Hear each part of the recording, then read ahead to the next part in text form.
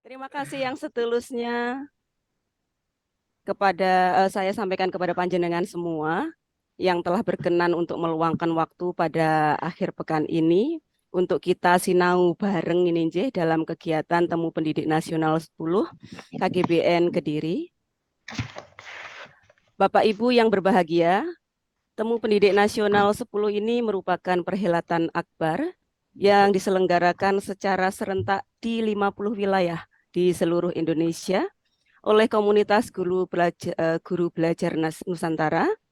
Kegiatan ini dilaksanakan mulai tanggal 5 Agustus sampai dengan 3 September 2023 dengan tema Tumbuh Berkelanjutan, Perubahan Pendidikan Melampaui Ruang.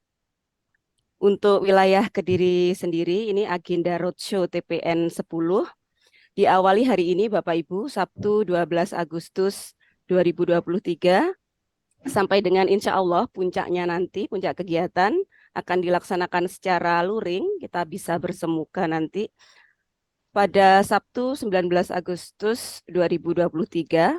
Untuk selengkapnya tentang pelaksanaan Temu Pendidik Nasional 10 wilayah Kediri ini akan disampaikan oleh panitia pada akhir kegiatan kita nanti.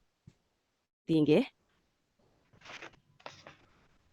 Bapak dan Ibu guru hebat semuanya yang berbahagia pada siang hari ini, suatu kebanggaan bagi saya, Ika Pusparona, dapat berkesempatan memandu kegiatan Temu Pendidik Nasional 10 KGBN Kediri siang ini. Adapun susunan acara pada kegiatan ini adalah sebagai berikut. Yang pertama pembukaan, kedua menyanyikan Indonesia Raya, ketiga menyanyikan Mars Komunitas Guru Belajar, keempat kelas kompetensi 1, 5 kelas kompetensi 2, 6 sosialisasi Temu Pendidik Nasional 10 oleh panitia, dan yang terakhir penutup. Untuk memanfaatkan waktu kita pada siang hari ini, Bapak Ibu, mari kita buka bersama kegiatan kita siang hari ini dengan membaca basmalah bersama-sama, Nje. Bismillahirrahmanirrahim. Bismillahirrahmanirrahim. Semoga agenda kita siang ini memberikan manfaat dan banyak inspirasi untuk kita semua. Amin, amin ya rabbal alamin. Selanjutnya menyanyikan lagu Indonesia Raya. Silakan untuk Bapak Ibu yang belum menyalakan video, disilakan untuk menyalakan video dan juga mikrofonnya. Kita menyanyikan lagu Indonesia Raya bersama-sama, Nje.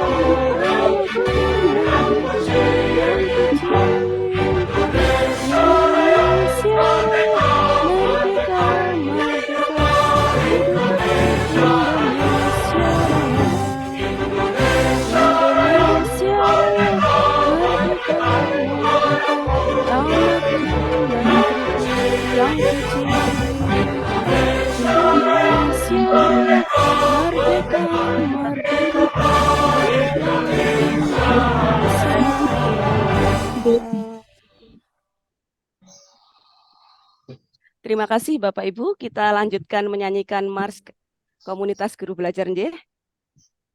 Kita kembangkan apa yang harus kita benahi. Saya kira itu saja tugas untuk Bapak Ibu yang bisa menyanyikan lagu Mars nanti bisa mengikuti. Untuk yang tidak kita simak bersama-sama.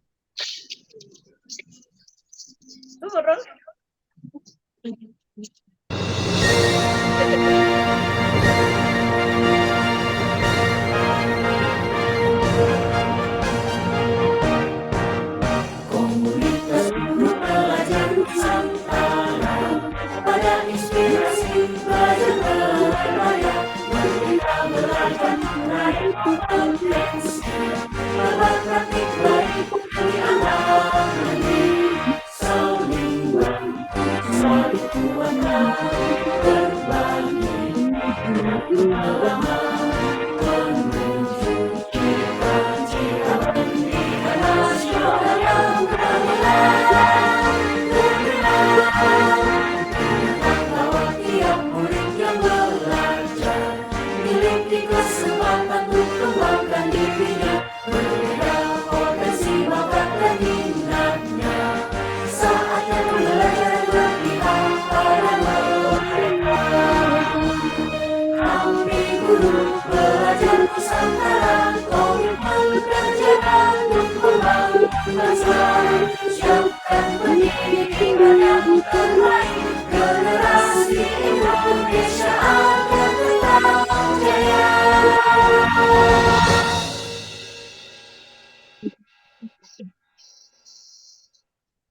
Terima kasih Bapak Ibu. Berikutnya agenda yang ketiga, yaitu kita langsung ke kelas kompetensi 1 ini, Nggih.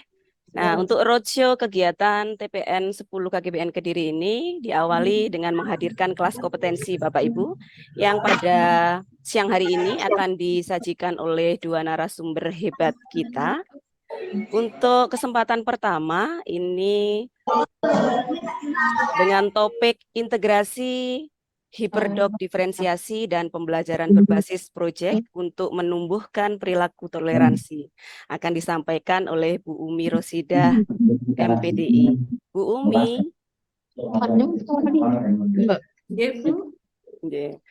Mungkin Bapak Ibu yang lain mikrofonnya bisa dimatikan.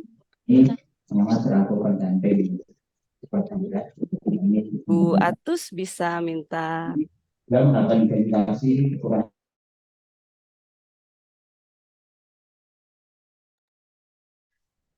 Baik, Bu Umi.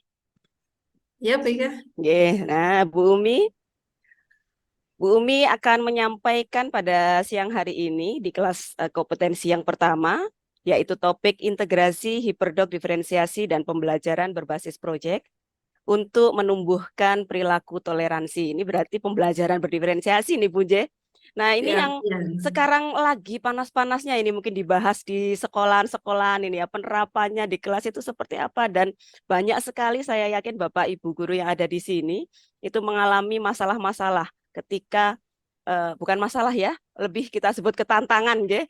Nah ini ketika melaksanakan diferensiasi itu di kelas, nah pasti nanti Bapak Ibu itu sudah mengalami tantangan-tantangan. Nah, ini kesempatan kepada Bapak Ibu nanti untuk bertanya kepada Bu Umi.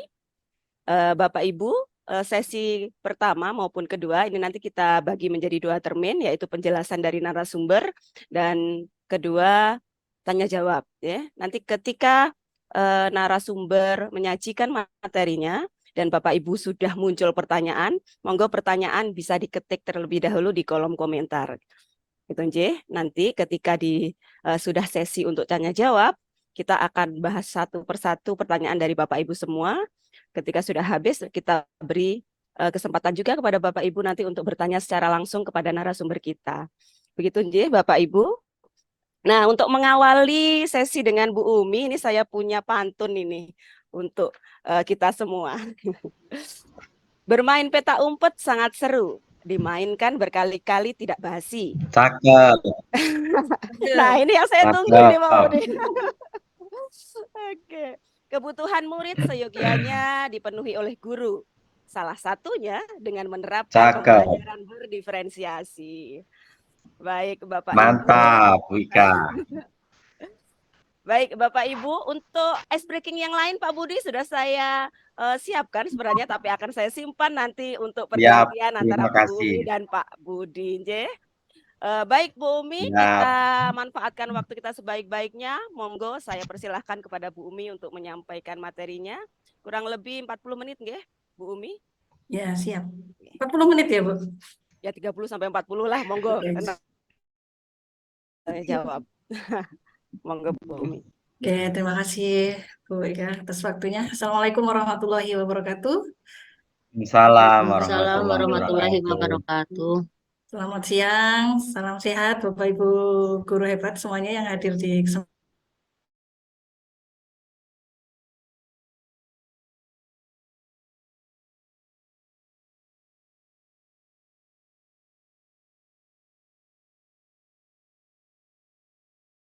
diferensiasi, tapi barangkali nanti apa yang sudah saya lakukan, semoga nanti bisa juga memberikan gambaran ataupun alternatif lain ketika Bapak Ibu nanti melaksanakan pembelajaran berdiferensiasi di kelas panjenengan masing-masing.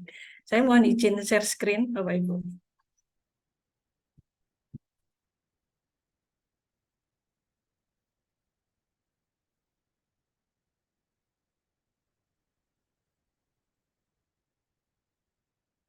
Baik, Bapak Ibu, seperti yang telah disampaikan oleh Ibu Ika tadi, untuk tema yang akan saya bawakan di siang hari ini adalah tentang integrasi hyperdoc diferensiasi dan pembelajaran berbasis proyek untuk menumbuhkan perilaku toleransi. Kebetulan saya guru pendidikan agama Islam, Bapak Ibu. Materi ini ada di mata pelajaran PAI dan sebetulnya juga materi ini juga bisa diberikan walaupun bukan dari guru PAI karena terkait penguatan karakter kepada siswa kita ya Bapak Ibu, karena perilaku toleransi ini sangat penting menurut saya untuk kita kuatkan ya Bapak Ibu, agar sehingga tidak ada disintegrasi dan juga tidak ada hal-hal yang bisa memecah belah persatuan dan kesatuan di negara kita di Republik Indonesia ini. Kaitannya dengan media atau belajar diferensiasi yang saya lakukan ini berawal dari menurut saya ada semacam keresahan, mungkin juga dirasakan oleh Bapak Ibu yang ada di sini semua. Ketika pandemi ini berakhir, ketika siswa kita itu kembali ke sekolah, ya Bapak Ibu, dulu pikiran awal saya itu, saya bayangkan kalau anak-anak didik saya itu setelah pandemi ini masuk ke sekolah, mereka akan senang sekali, mereka akan antusiasnya begitu semua. Nah, itu mungkin karena selama pandemi ini 2 tahun ini mereka memang walaupun pembelajaran kita tidak bisa maksimal, tapi memang mereka itu sangat waktunya sangat sangat banyak atau lebih banyak mereka habiskan dengan gadgetnya mereka, dengan HP-nya mereka. Dan saat pandemi itu juga menurut saya mereka anak-anak kita itu menjadi anak-anak yang kalau menurut saya pribadi ketika saya melihat murid saya itu menjadi anak-anak yang sedikit kurang motivasinya karena mereka itu tidak selama 2 tahun ini menjadi generasi rebahan menurut saya, lebih banyak rebahannya. Ketika mereka diberikan tugas mereka juga tidak istilahnya mungkin tidak ada proses berpikir secara sungguh-sungguh karena mereka tinggal googling aja, mereka tanya Mbak Google sudah selesai. Dan kita pun juga ketika mengajar tidak bisa seefektif ketika kita bertatap muka. Nah, ini ternyata oleh para peneliti juga disimpulkan dari penelitiannya mereka bahwa ketika pandemi itu menjadi akhirnya menimbulkan learning loss Bapak Ibu, itu menyebabkan peserta didik kita itu mengalami kesulitan dalam hal pelajaran, mungkin juga memicu stres karena mungkin HP-nya yang nggak support dengan LMS yang kita gunakan atau tidak punya paketan, akhirnya begini begitu, ada banyak sekali permasalahan yang mereka hadapi ketika masa pandemi itu.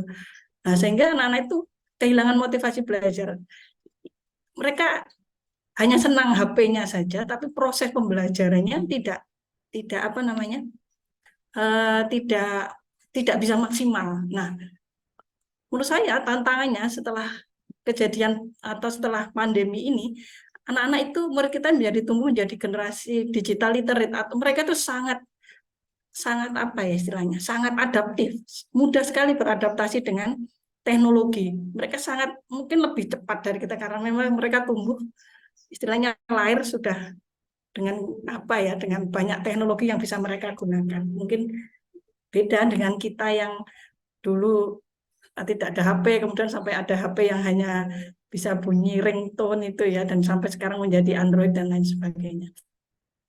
Nah, berdasarkan hal tersebut, maka tantangan yang kedua adalah menurut saya kita tidak bisa lagi memang mengajar dengan cara-cara yang sama dengan saat kita sebelum pandemi Bapak Ibu, karena mereka memang memang tidak bisa kita pungkiri sangat suka sekali dengan teknologi, sangat suka dengan hal-hal yang berbau dengan digital. Itu sudah menjadi kodratnya mereka menurut saya ketika pandemi berakhir. Maka kalau kita lihat mungkin ketika masuk ke sekolah, nah mereka ya orientasinya angen-angennya ya pengen main HP aja. Nah itu kalau kita menafikan itu Bapak Ibu, itu menurut saya kalau ada larangan membawa HP di sekolah itu juga kurang sesuai. Itu bisa jadi memang ada dampak buruknya, tapi kita perlu memberikan pengalaman bagaimana memanfaatkan teknologi dengan cara yang positif dan berdaya guna atau produktif, bisa menghasilkan sesuatu sehingga mereka itu punya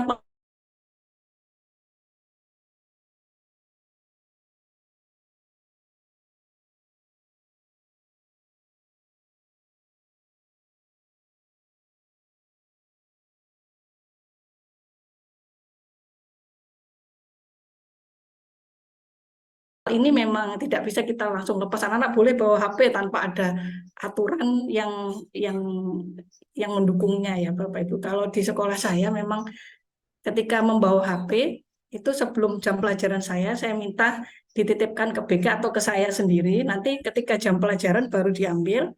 Kemudian setelah jam pelajaran nanti HP-nya dititipkan lagi. Itu untuk mengurangi hal-hal yang mungkin nanti bisa menyebabkan hal yang kurang baik dari HP itu. Tapi menurut saya penting sekali memberikan pengalaman belajar menggunakan teknologi.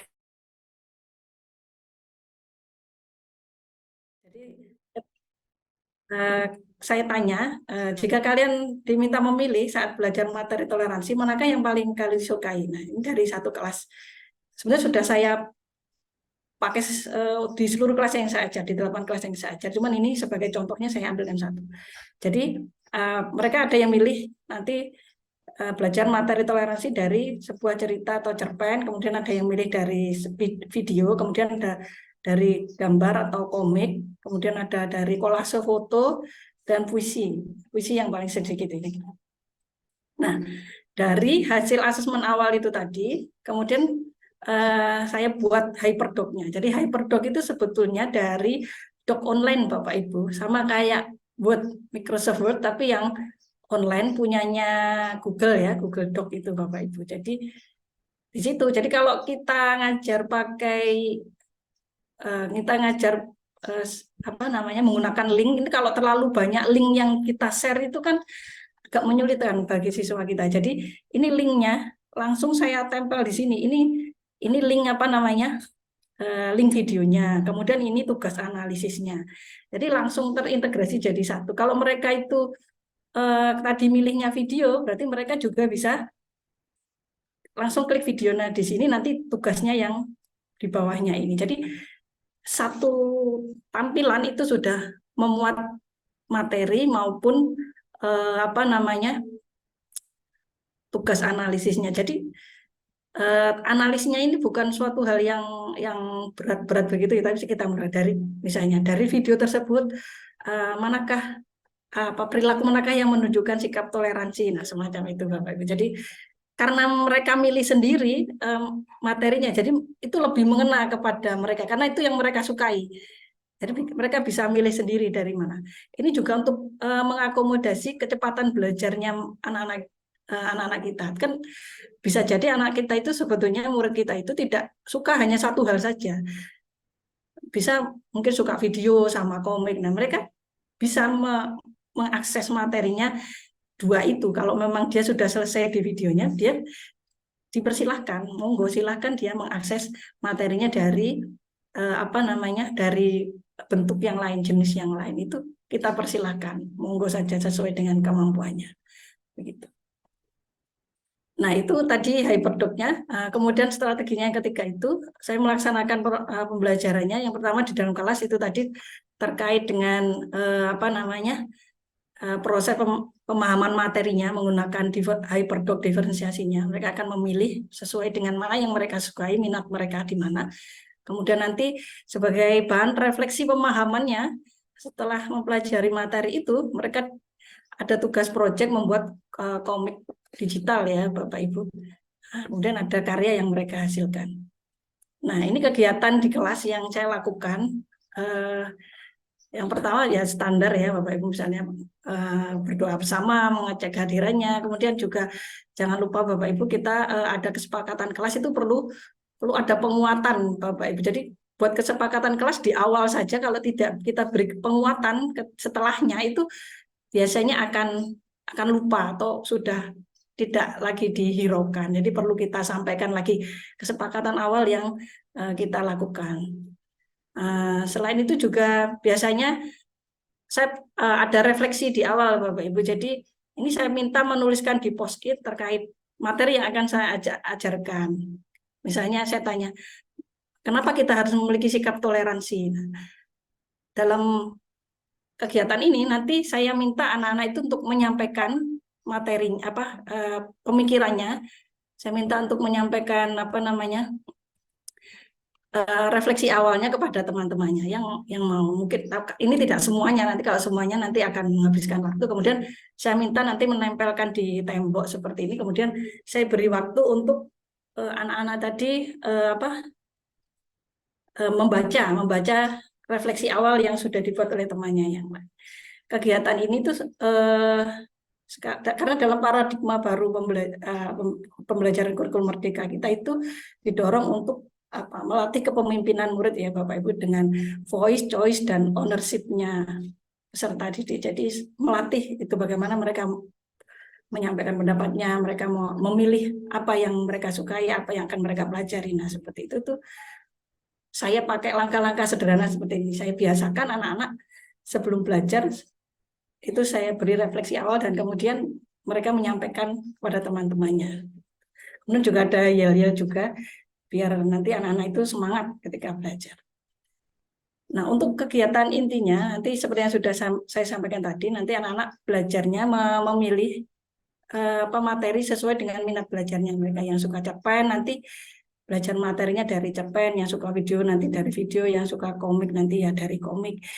Jadi ini materinya itu sama tentang toleransi, hanya saja bentuknya yang bentuknya saja yang kita bedakan sesuai dengan minatnya mereka. Jikapun Bapak Ibu belum terbiasa dengan full teknologi begini ya Bapak Ibu, itu menurut saya asesmen awal minat belajar itu bisa kita akali dengan di print semuanya Bapak Ibu. Misalnya kalau video memang tidak bisa kita print, itu mungkin bisa kita sediakan 1 atau 2 laptop ya Bapak Ibu, atau 1 laptop lah ya di pojok kelas. Mungkin yang di sini nanti kita printkan, yang di space yang lain itu nanti kita printkan cerpen yang isinya tentang toleransi, kemudian atau kita printkan lagi komik yang toleransi. Itu masih bisa diakali seperti itu Bapak Ibu.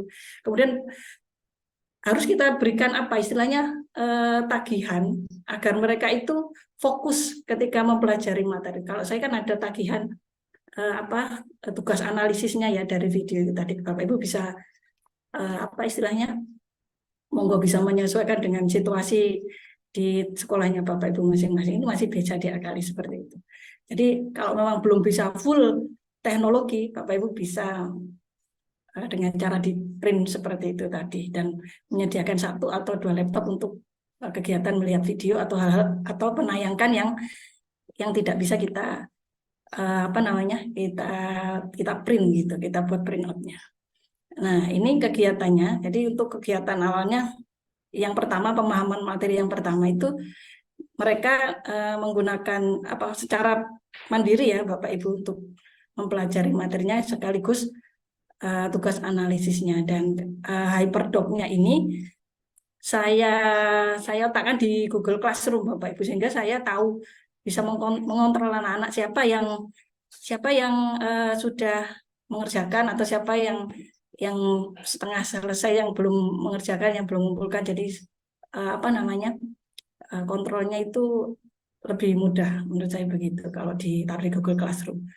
Ini meskipun tidak diletakkan di Google Classroom juga tidak apa-apa Bapak Ibu, langsung di-share gitu, nanti bisa akan masuk di drive-nya panjenengan.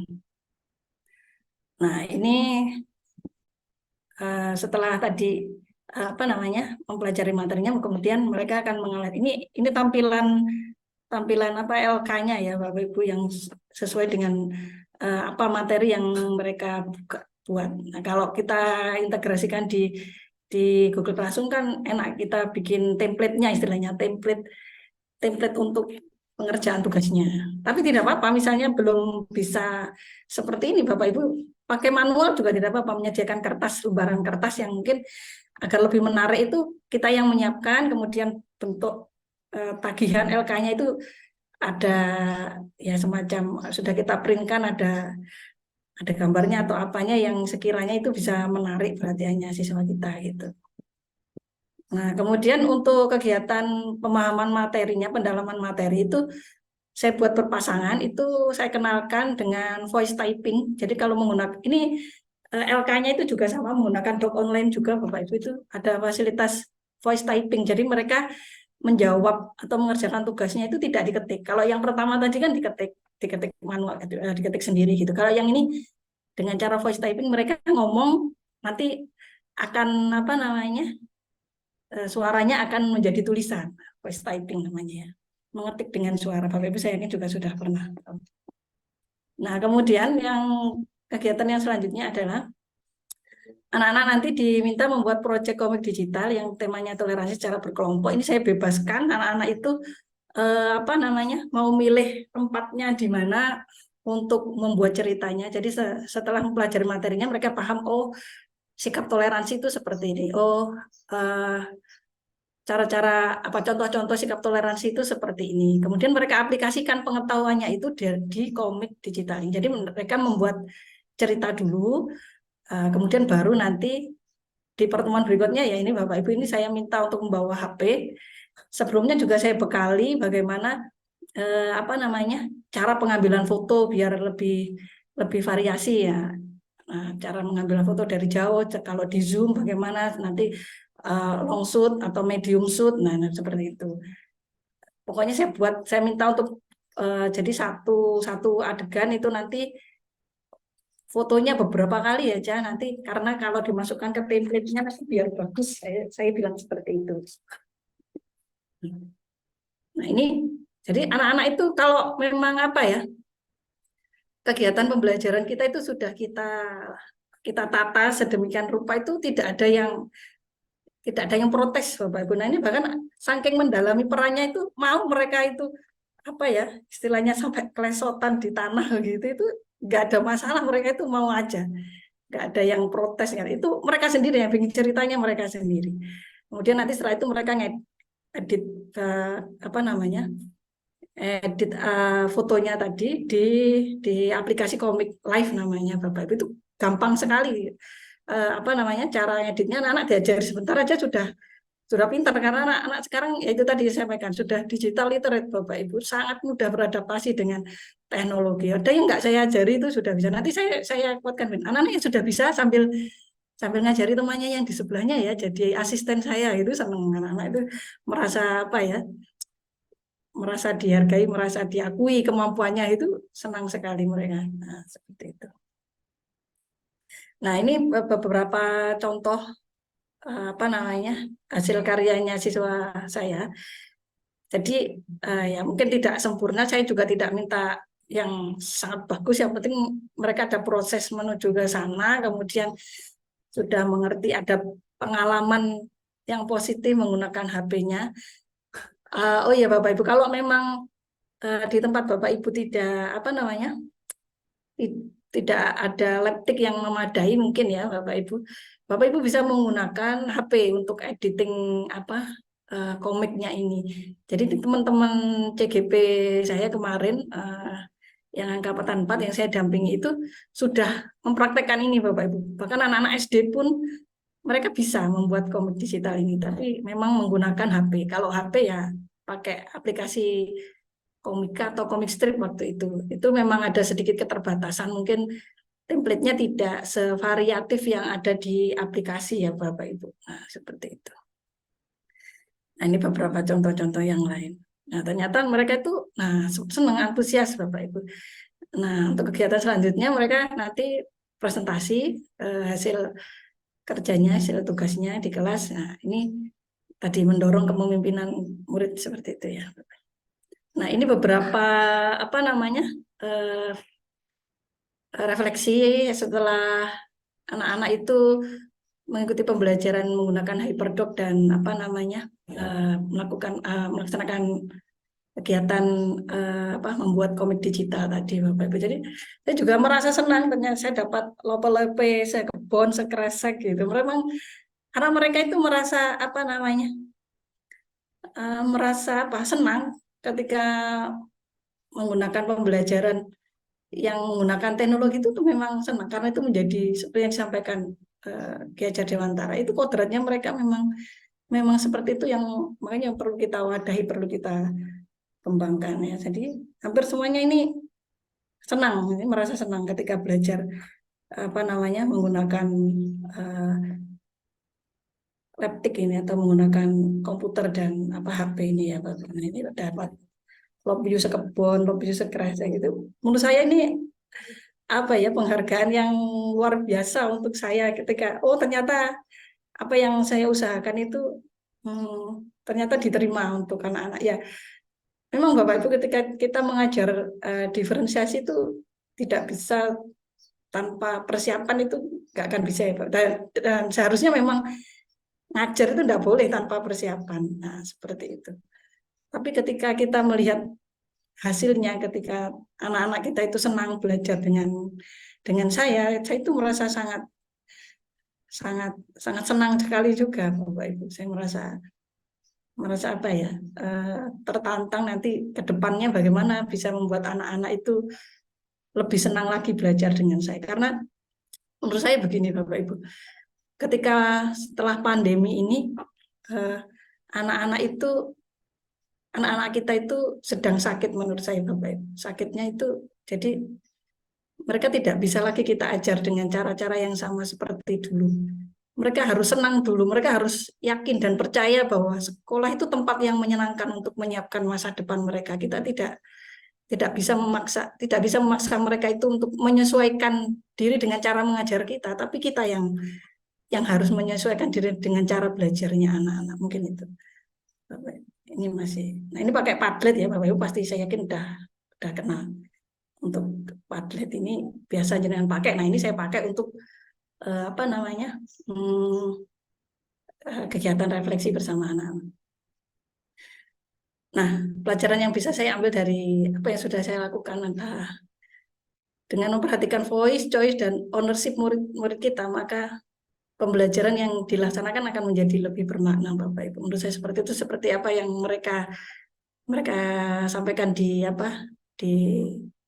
Padlet tadi ya. Dan karena kita hidup di dunia yang di mana teknologi itu sudah menjadi bagian memang dari kehidupan kita, Bapak Ibu. Jadi kita tidak bisa lagi tidak peduli, tidak menggunakannya. Jadi yang perlu kita lakukan adalah memberikan pengalaman positif dan produktif sehingga pembelajaran yang kita lakukan selain nanti dapat lebih bermakna juga akan menjadi bekal bagi murid-murid kita sehingga mereka dapat bersaing secara global di masa depan. Tidak hanya orang yang konsumtif, tapi mereka juga produktif dengan teknologi yang mereka gunakan. Saya kira begitu Bu Ika dari saya.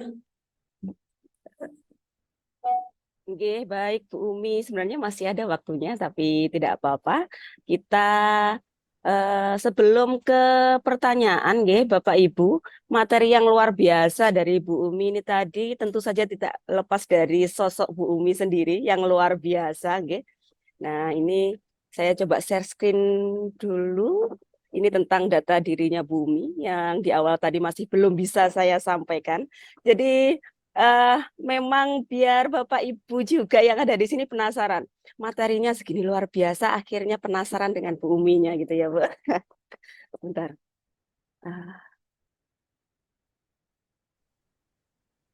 Bu Atus, bisa saya dibantu, Bu Atus, share screen biodatanya Bu Umi. Saya kok tidak bisa ini.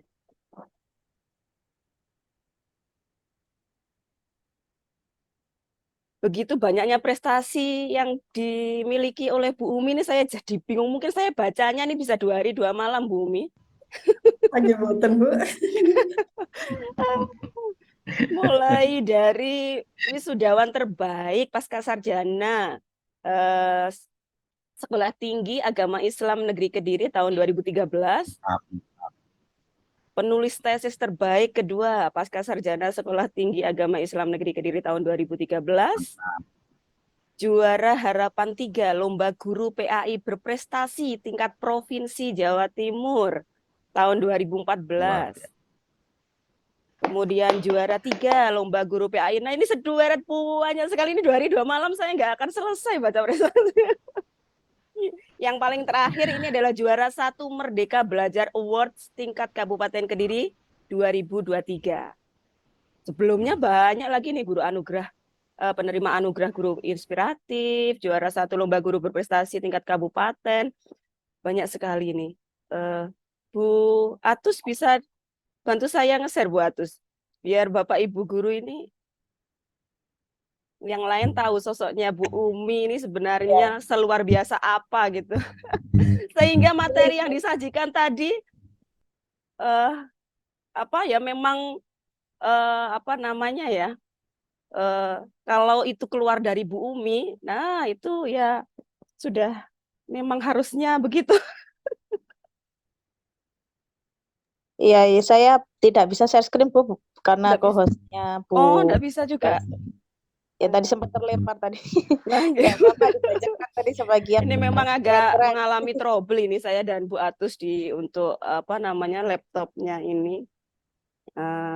Baik, Bapak Ibu sederet prestasi dan juga sosok dari Bu Umi seluar biasa itu tadi, nggih. Kemudian apalagi ya ini yang mau saya bagikan untuk sosoknya Bu Umi. Nah, Bu Umi juga aktif ini membuat buku, nggih Bu, banyak sekali buku dan juga karya yang diterbitkan, ada 9 berapa 1 2 3 4 5 6 7 8 9 karya buku antologi dan juga buku tunggal dari Bu Umi.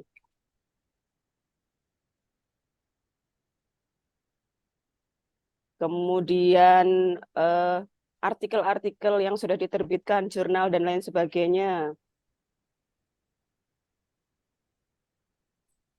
Kemudian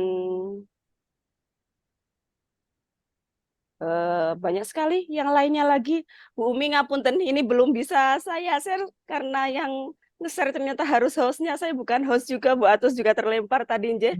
Nah, mungkin Bapak Ibu juga sebagian sudah memahami dari sedikit yang saya sampaikan tentang sosok dari Bu Umi tadi, bahwa materi yang luar biasa tadi itu disampaikan oleh sosok yang luar biasa seperti Bu Umi. Baik, Bapak Ibu, ada pertanyaan dahulu, Bapak Ibu, monggo. Saya buka untuk sesi tanya jawab. Ada yang ingin bertanya tentang materi yang disampaikan oleh Bu Umi tadi?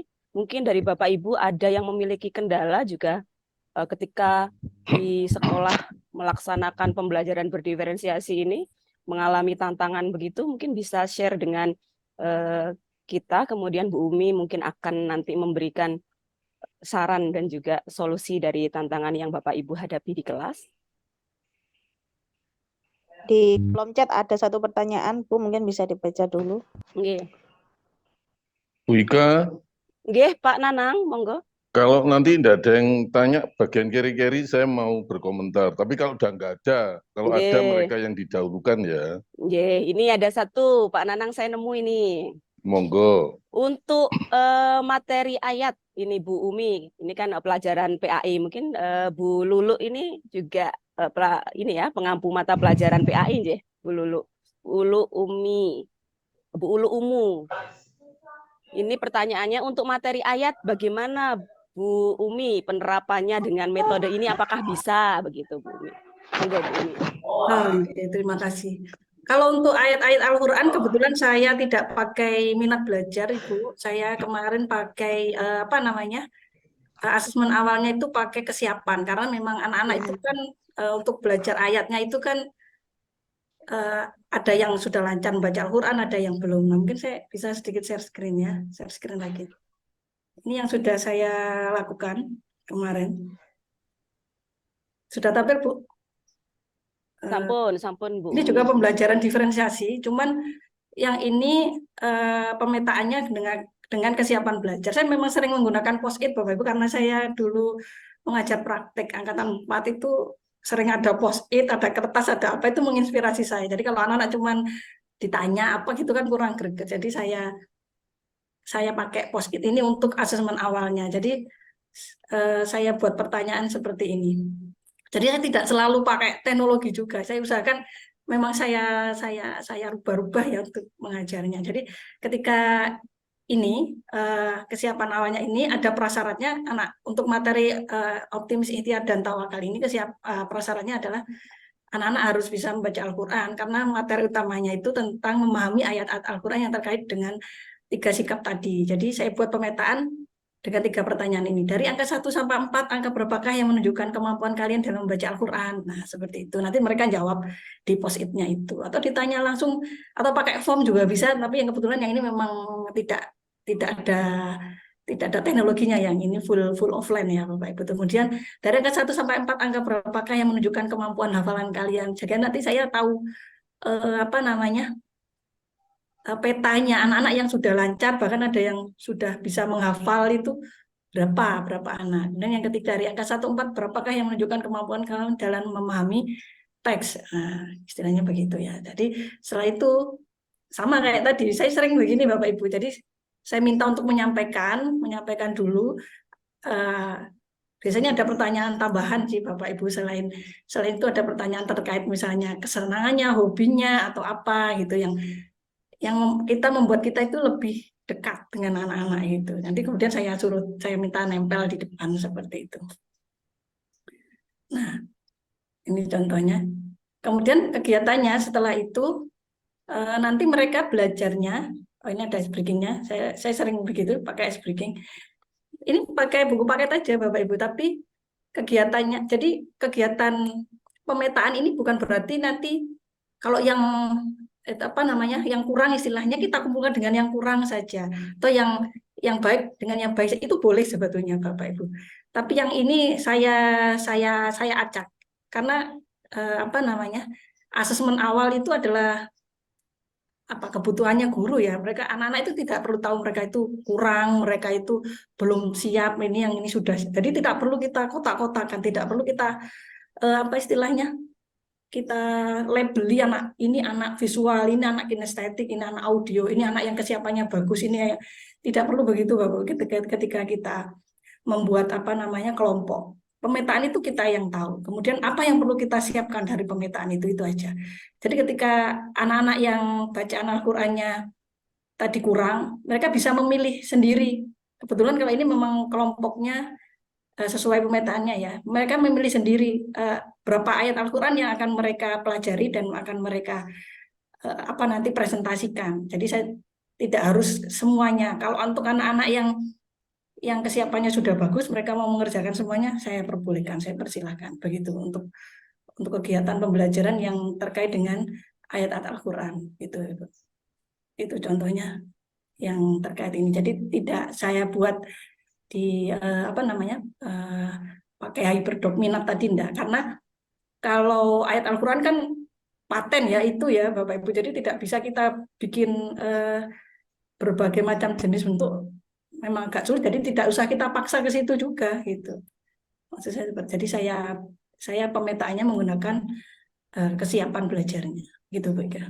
Berarti kalau bisa saya simpulkan ini Bu Umi, seperti apa kita membuat diferensiasinya itu tergantung dari karakteristik materinya, begitu Ya, Bu. betul, Jadi betul mau misalnya di situ diferensiasinya kita ambil kontennya, atau diferensiasinya kita ambil produknya, atau dua-duanya, atau ke prosesnya juga tiga-tiganya, kita sesuaikan dengan karakteristik materi dan juga target capaiannya kita apa, gitu ya Bu. Betul sekali. Oke. Ada pertanyaan lain atau tidak ini? Ini saya sendiri aja yang tanya Bu ya. Ini ada Bu Mas Tuti angkat reset kayaknya. Oh resen, sebentar. Monggo Bu, yang resen. Ini Bu Mas Tuti. sebelumnya mohon maaf, ini saya off cam sinyalnya agak sulit Ibu. Nggih, tidak apa-apa Bu Mas Tuti, monggo pertanyaannya. Terima kasih atas waktunya. Tadi luar biasa juga dari Ibu Umi penjelasannya. Di sini yang mau saya tanyakan, karena di sekolah saya itu juga masih baru melaksanakan kurikulum merdeka untuk kelas 7 ini, kaitannya sama eh, diferensiasi, modul belajar yang RPP berdiferensiasi ya Bu. Apakah harus tiga-tiganya itu tadi seperti Bu dijelaskan harus terlaksana konten, produk, kemudian sama satunya lagi yaitu proses ya Bu? Apakah harus tiga-tiganya itu terlaksana dalam satu RPP atau boleh salah satunya? Atau seperti ini Bu, saya tidak maksud saya di awal saya utarakan semuanya. Jadi saya perlakukan sama yang visual, audio, nanti di akhir itu produknya saya bedakan. Seperti itu apakah boleh? Itu yang pertama. Untuk yang kedua, kaitan sama RPP berdiferensiasi ini kan nanti lebih ke kurikulum merdeka. Mohon maaf agak menyimpang. Mungkin bisa diberi gambaran sedikit yang dimaksud dengan ulangan harian kita sudah jelas. Kemudian yang sumatif, sumatif itu boleh dilakukan, boleh tidak seperti itu yang saya tahu. Penerapannya itu yang seperti apa ya Bu? Yang untuk sumatif dan sumatif 1, sumatif 2 di kelas itu seperti apa? Kok boleh dilakukan, boleh tidak? Karena kalau ulangan harian kan itu pasti. Itu yang kedua. Terima kasih Ibu, itu saja. Assalamualaikum warahmatullahi wabarakatuh. Terima kasih Bu Mastuti. Monggo Bu Umi bisa langsung ditanggapi. Terima kasih Bu Mas Tuti. Untuk strategi pembelajaran diferensiasi itu gini Bu, itu seperti yang sudah saya sampaikan di awal dan disampaikan oleh Bu Ika tadi, kita sesuaikan dengan karakteristik materi kita. Kemudian juga target tujuan pembelajaran yang akan kita capai itu apa. Jadi tidak perlu semuanya kita gunakan. Kalau itu memungkinkan monggo, tapi memang kalau semuanya itu diferensiasinya ada konten, ada produk, ada proses, itu agak lebih ribet. Menyiapkannya memang ribet sekali. Tapi kalau Iya. itu materi itu memang bisa diperlakukan seperti itu, ya monggo jenengan siap menyiapkannya itu akan sangat sangat bagus sekali Bu. Tapi jika pun tidak, seperti yang jenengan sampaikan tadi, itu sudah cukup. Itu juga diferensiasi, namanya diferensiasi produk. Tapi yang perlu menjadi catatan, ini khususnya untuk saya sendiri, Bu, itu saya berusaha menggunakan, walaupun itu diferensiasi, tapi saya variasi setiap pertemuan. Mungkin yang saat ini saya diferensiasi di kontennya, menggunakan hyperdoc tadi. Kemudian sebelumnya itu saya di prosesnya. Jadi anak-anak itu mendapatkan pengalaman belajar yang variatif. Tidak perlu kita paksa semua diferensiasi kita masukkan, tapi malah tidak mencapai target pembelajaran atau tujuan pembelajaran yang sudah kita rencanakan sebelumnya. Jadi malah karena terlalu banyak diferensiasinya malah tidak fokus sehingga anak-anak tidak mendapatkan hasil apa-apa karena kita ternyata jadi begini Bapak Ibu, saya yakin jadi ketika saya menggunakan hyperdoc ini tidak langsung mulus jalan akhirnya sampai anak-anak jadi bisa menghasilkan karya seperti itu juga butuh proses Bapak. Ketika kita melaksanakan pembelajaran diferensiasi itu kan akan menemukan tantangan seperti tadi kata Bu Ika. Nah, dari yang kita lakukan, kemudian ada tantangan itu nanti bisa kita evaluasi. Oh, ternyata kekurangan diferensiasi saya di sini. Oh, ternyata ketika sudah saya petakan jadi visual, kinestetik, kemudian audio, ternyata ada kekurangan di sini. Itu dengan proses. Nanti akan, yang penting itu mencoba dulu menurut saya.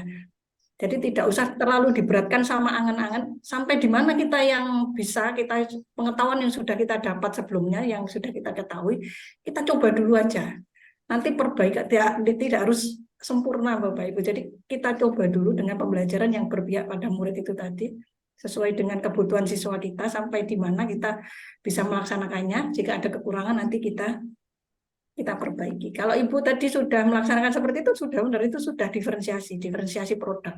Di awal proses belajarnya sama semua, tidak apa-apa. Kemudian produk atau tagihannya yang kita bedakan. Tapi apakah kita akan terus mengajar dengan cara seperti itu?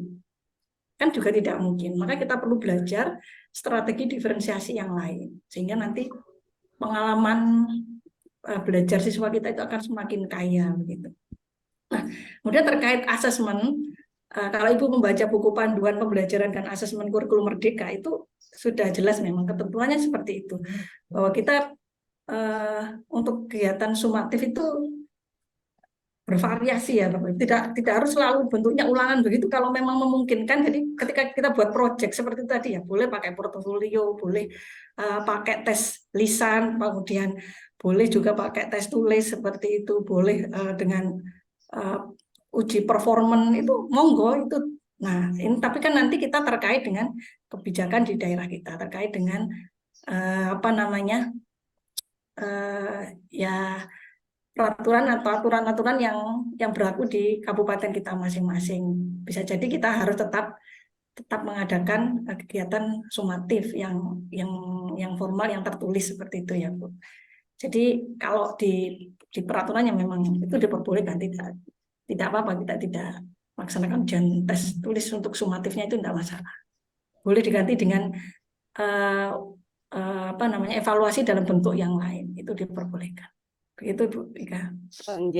Kalau bisa saya simpulkan ini berarti kalau menurut saya yang dipahami oleh Bu Mastuti tadi ada sedikit miss. Jadi untuk assessment itu tadi, assessment yang sumatif malah ulangan harian itu tidak wajib Bu Mastuti. Tapi bentuk dari assessment sumatif itu bisa berupa ulangan harian ataupun yang lainnya. Penilaian produk, kemudian tes lisan seperti yang disampaikan Bu Umi tadi. Jadi malah ulangan harian berupa soal-soal begitu itu malah tidak wajib Bu Mastuti. Nah, nanti kita akan belajar lebih dalam lagi tentang assessment dan yang lainnya di apa namanya di agenda kita di berikutnya. Monggo nanti Bu Mastuti bisa hadir secara luring ya nanti di tanggal 19 dan mungkin ada agenda lain selain itu. Setelah ini nanti akan disampaikan oleh panitia. Pertanyaan terakhir dari Pak Nanang, monggo Pak Nanang. Nggih, matur nuwun. Nggih, Bu Ika, matur nuwun. Bisa terdengar nggih? Nggih, Ya, Pak. jelas Pak, monggo Pak. Nggih.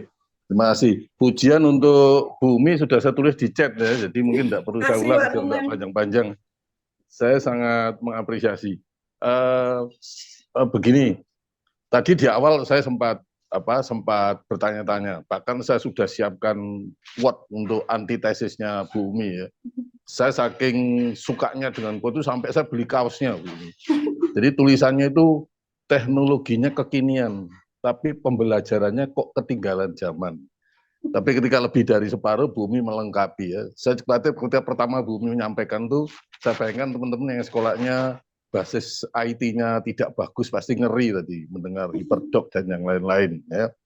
Jadi Bu Umi sudah memberikan jalan ketika fasilitasi IT tidak bagus itu bisa dilakukan sama baiknya pembelajaran diferensiasi seperti yang Bu Umi lakukan, dan ini sangat menginspirasi. Makanya saya sangat terkesan bahwa kekinian tidak harus dengan teknologinya. Kalau memang tidak ada mau apa ya? Kalau kita ke wilayah, ke wilayah Indonesia Timur itu ada yang tidak ada listriknya. Di Kediri aja di kecamatan tertentu ada yang wifi-nya itu tidak jalan misalnya saja ya. Jadi teman-teman mohon tidak ngeri melihat tadi Bu Umi dengan teknologinya, tapi saya sangat suka ya, dan banyak pilihan selain hiperdoc.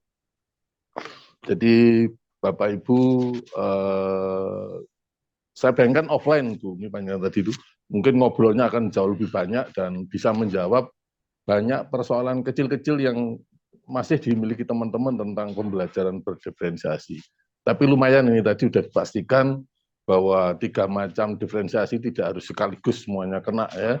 Tapi Bu Umi sudah bisa salah satu dan diragamkan di tujuan belajar tertentu, mungkin yang proses, mungkin yang konten, mungkin sehingga anak menjadi lebih kaya.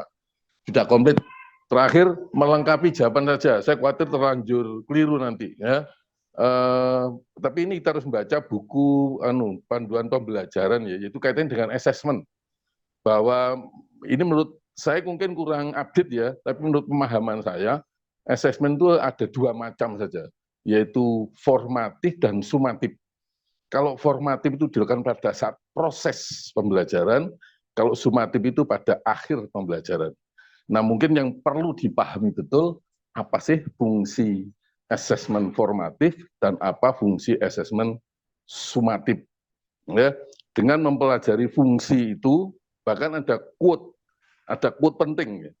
Perbanyak asesmen formatif, kurangi asesmen sumatif. Karena formatif itu fungsinya adalah memberikan umpan balik kepada siswa, sehingga siswa memahami mana yang sudah dicapai, mana kekurangannya, sehingga siswa dapat meningkatkan ketercapaian pembelajaran. Jadi formatif itu fungsinya untuk terus memperbaiki ketercapaian siswa. Kalau dari formatif saja guru sudah bisa membayangkan capaian siswa, itu sumatif sudah tidak diperlukan.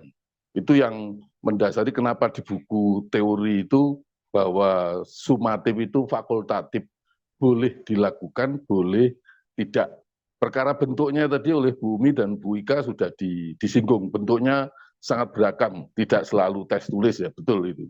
Jadi Bapak Ibu, seandainya semua guru sudah memaksimalkan formatif, asesmen yang disertai dengan umpan balik untuk meningkatkan capaian siswa, sepertinya sumatif memang tidak lagi diperlukan. Tapi beda kalau sumatif di sekolah tertentu yang difungsikan untuk mengumpulkan penagihan uang tertentu gitu ya. Jadi nomor peserta ulangan sumatif dibagi kalau anak-anak sudah lunas membayar nilai. Ini sumatif itu sepertinya diperlukan. Tidak untuk asesmen tetapi untuk mengendalikan ketertiban pembayaran anak-anak. Ini biasanya di sekolah swasta, maaf, biasanya seperti itu. Tapi ini kan beda dari teori yang dipertimbangkan ya. Jadi quote yang baru nanti, tapi pahami dulu apa sih fungsi asesmen formatif dan fungsi asesmen sumatif.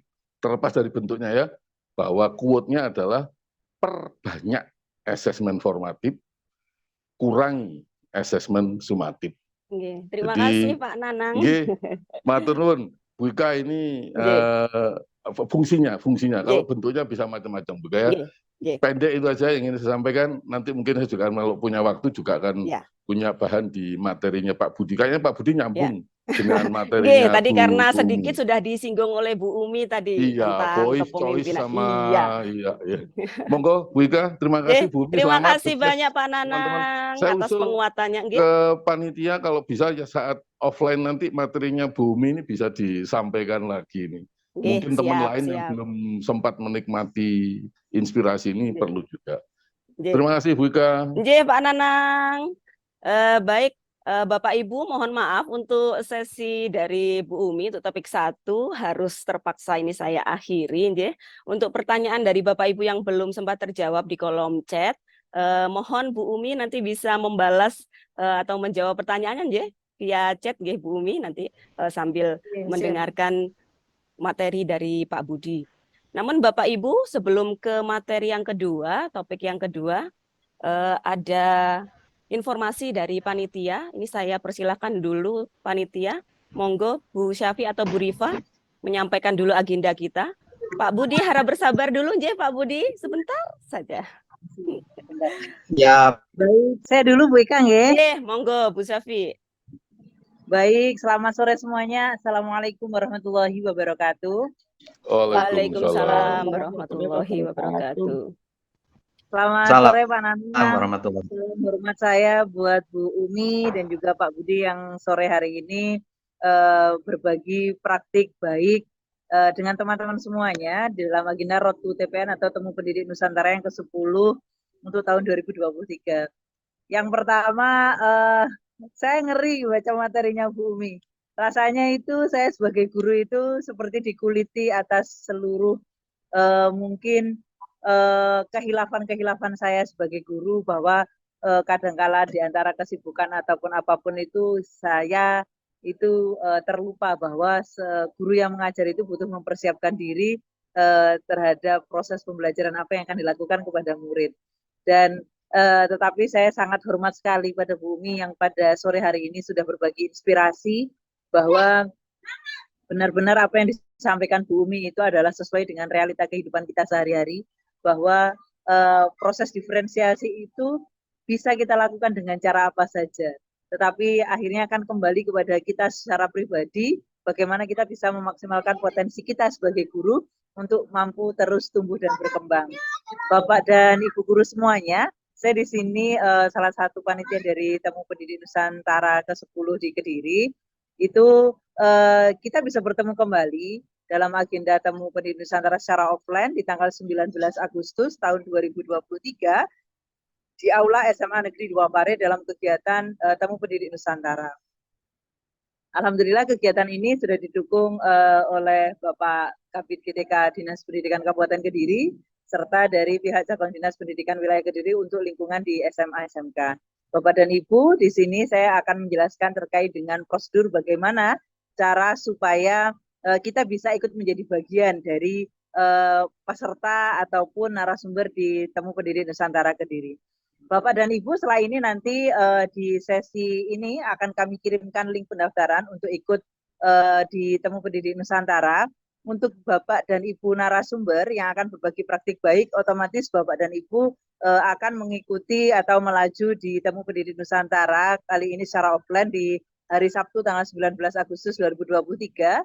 Bapak dan Ibu nanti bisa mengisi link pendaftaran, dan untuk buktinya itu nanti untuk narasumber Bapak Ibu bisa mengupload bukti kurasi, hasil kurasi, sehingga Bapak Ibu dinyatakan lolos sebagai salah satu narasumber di Temu Pendidik Nusantara ke-10 di Kediri tanpa ada biaya pendaftaran apapun.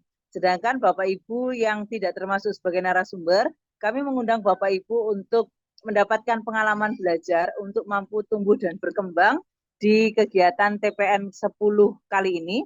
Untuk kami menyediakan beberapa kelas berbagi praktik baik, kelas kompetensi, dan juga kelas cerdas cermat guru. Ini adalah salah satu kegiatan yang baru, yaitu kelas cerdas cermat guru.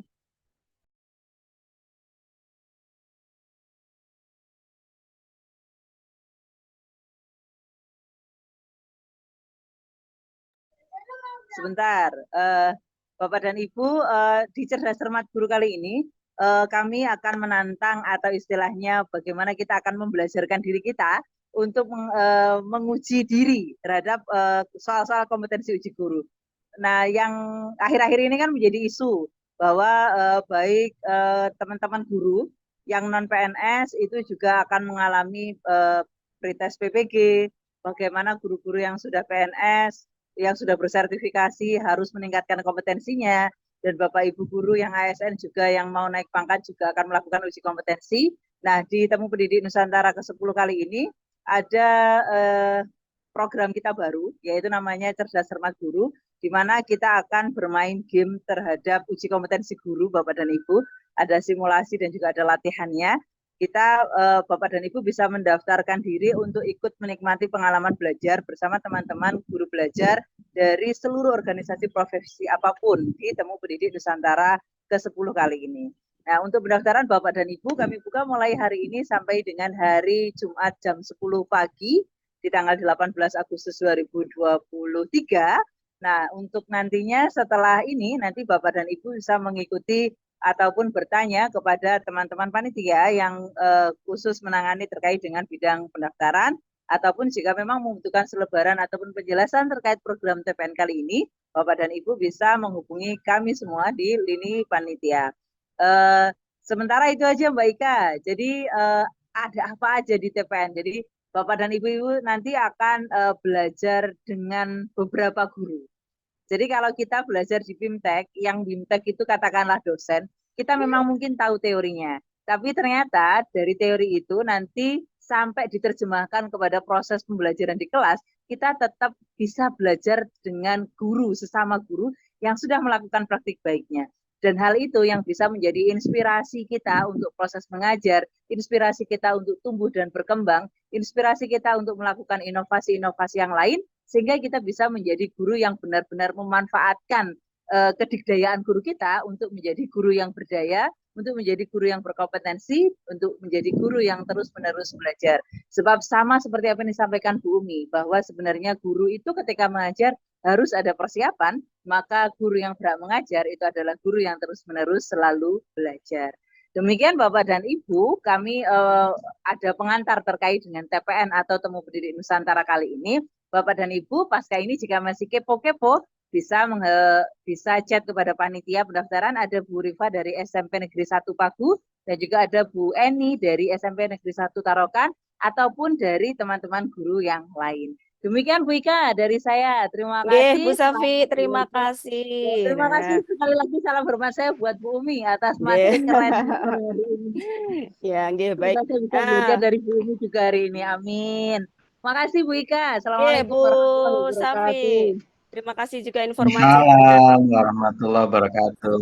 Nah, itu tadi informasi terkait dengan nanti pelaksanaan temu pendidik Nusantara kita yang secara luring yang akan kita adakan di Aula SMA Negeri 2 Pare, Bapak Ibu.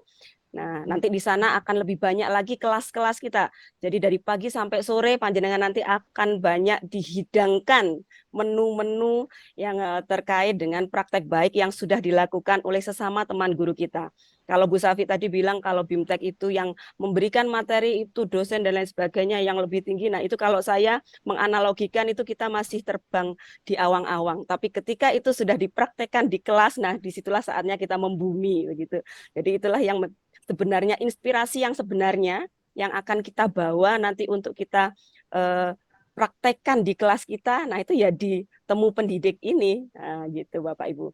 Monggo bisa diinformasikan ini di instansi panjenengan masing-masing sehingga banyak nanti Bapak Ibu guru lain yang juga tergerak untuk ikut di temu pendidik Nusantara secara luring nanti ya. Nah, kita akan menuju ke materinya Pak Budi, tapi saya ingin berbagi ice breaking ini Bapak Ibu. Nanti ini bisa juga di panjenengan terapkan ketika di kelas mungkin atau di Zoom seperti ini begitu ya. Nah, saya mohon perhatian dari Bapak Ibu semuanya. Monggo Bapak Ibu bisa menyalakan videonya yang tidak terkendala sinyal nggih. Panjenengan amati nama-nama dan juga mungkin wajah-wajah yang tampil di layar panjenengan. Dalam hati pilih salah satu Bapak Ibu ya, tapi ini disimpan dulu ya. Nah, kemudian setelah itu sambil mengamati Bapak Ibu bisa ketikkan di kolom chat ini satu kata positif. Satu kata positif panjenengan bisa ketikkan di kolom chat sambil mengamati nama-nama ataupun wajah-wajah dari Bapak Ibu yang hadir pada sore hari ini. Monggo bisa diketikkan satu kata positif. Misalnya cinta, cantik, misalnya. Semangat, semangat. Monggo yang lainnya sambil diamati Bapak Ibu, sopan. Kemudian ada kata apa lagi ya? Senyum, full senyum, antusias. Keren. Nah, baik. Nah, untuk Bapak Ibu yang belum mengetik bisa disimpan ya, pilih salah satu, luar biasa, unik. Nah, bisa mungkin masih tersimpan di dalam pikirannya gitu nggih, enggak apa-apa. Nah, sekarang mari setelah ini kita sama-sama bareng-bareng begitu nggih, silahkan dibuka mikrofonnya. Tadi kan sudah memilih salah satu nama nggih. Panjenengan kata yang sudah dipilih tadi keren luar biasa. Ini ubah dalam bentuk kalimat yang akan saya sampaikan akan panjenengan sampaikan ke yang terpilih tadi. Misalnya saya milih Pak Budi ya. Kemudian kata-kata saya semangat. Ayo terus semangat Pak Budi. Gitu nggih. Jadi satu bentuk kalimat pendek menyemangati teman yang sudah kita pilih tadi. Nanti kita ungkapkan secara bersamaan nggih Bapak Ibu. Mikrofonnya bisa dibuka semua mikrofonnya. Monggo, mikrofonnya bisa dibuka semua. Kemudian kata-kata yang sudah panjenengan pilih amazing, menginspirasi. Jadikan satu kalimat pendek. Pak Budi, panjenengan amazing sekali. Nah, misalnya begitu, nggih. Kenapa Pak Budi terus? Ya karena rekan satu ini setiap hari bertemu ini dengan Pak Budi. Pasangannya Bu Budi. Iya. Monggo sudah dibuka Bapak Ibu mikrofonnya. Yuk kita sama-sama yang lantang Bapak Ibu ya, yang lantang kita semangati teman-teman yang sudah kita pilih tadi. Monggo dibuka mikrofonnya. Sudah siap Bapak Ibu? Saya hitung sampai 3 bareng-bareng ya. Satu kalimat pendek untuk teman yang sudah panjenengan pilih. 1, 2, 3. Selamat keren. Bu Fitri senyumnya enggak Semangat semuanya. Oke, nah Bapak Ibu terima kasih sekali untuk panjenengan Saya semua. tutup. lagi. Nah, ice breaking itu kan salah satu fungsinya adalah untuk membuat kita berkonsentrasi kepada apa yang akan kita lakukan ya Bapak Ibu. Nah, untuk ice breaking tidak perlu yang misalkan yang heboh sekali. Kalau panjenengan tipikalnya yang memang tidak suka atau malu untuk membuat kehebohan di kelas, dengan cara-cara yang simpel-simpel membuat anak-anak berkonsentrasi itu sudah cukup Bapak Ibu nggih, karena kan tidak semua orang bisa heboh begitu ya di kelas ya. Baik Bapak Ibu, kita langsung saja menuju ke topik yang kedua.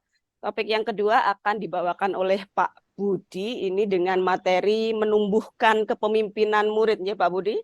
Nah, Pak Budi ini adalah salah satu guru di SMA Negeri 1 Kandat. Beliau mengajar fisika, Bapak Ibu. Kehebatan Pak Budi ini juga sudah tidak diragukan karena beliau ini sudah 2 kali berkesempatan untuk mengalami pengalaman belajar ke luar negeri nih ya, di Thailand dan di Korea Pak Budi nggih.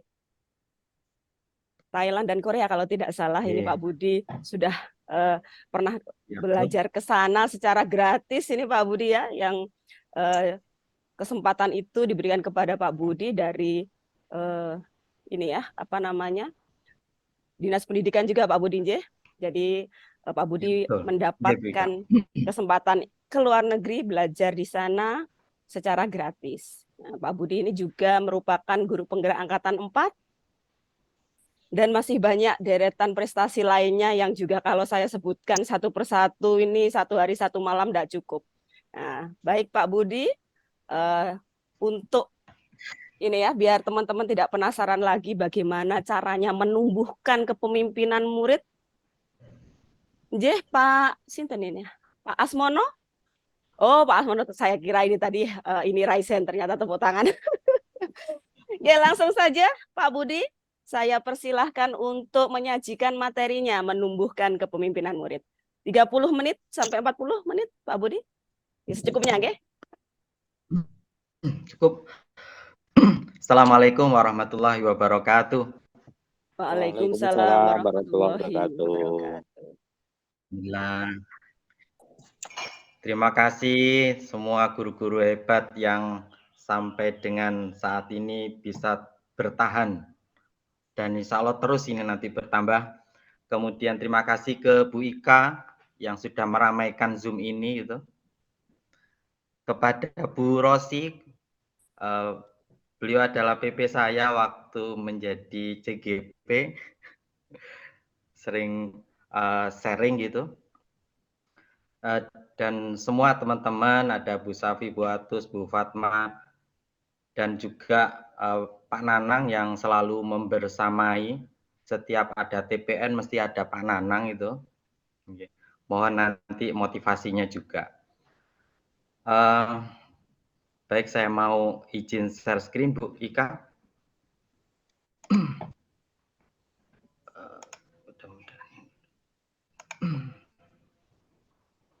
Bu Ika, suara saya bisa terdengar jelas? Jelas, Aman, Pak Budi. Pak. Aman, Pak. Alhamdulillah jelas, Oke. Pak.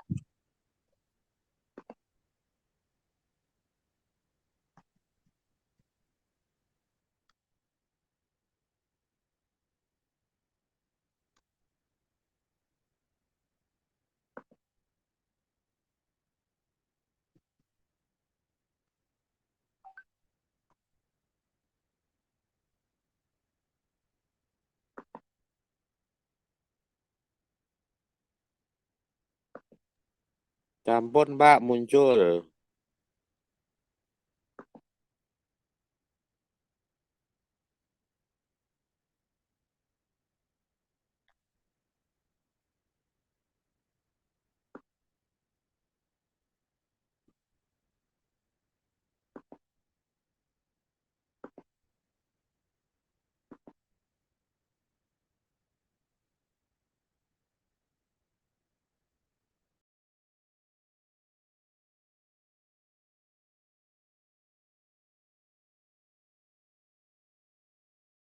Pak Budi, mikrofonnya Pak Budi. Kepencet di mute.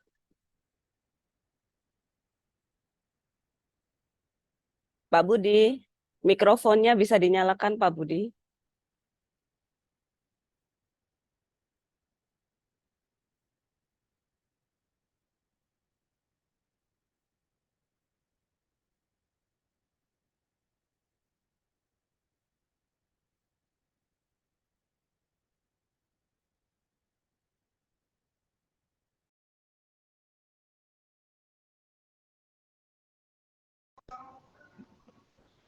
Sampun Bu Ika? Oke, sampun. Nah, tadi kepencet kayaknya. Oke, monggo lanjutkan Oke, Pak Budi. oke. Iya kayaknya.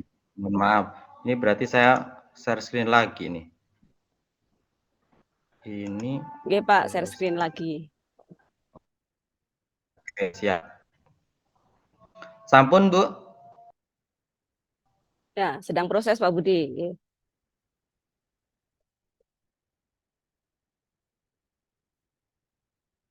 Sedang proses. Tapi masih belum muncul. OTW Pak.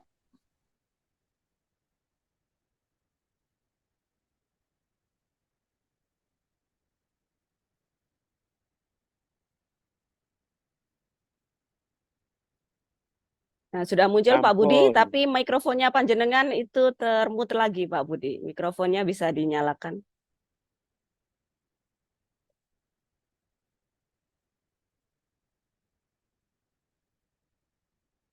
Atau untuk ini ya, untuk menyalakan mikrofonnya mungkin bisa dibantu teman-teman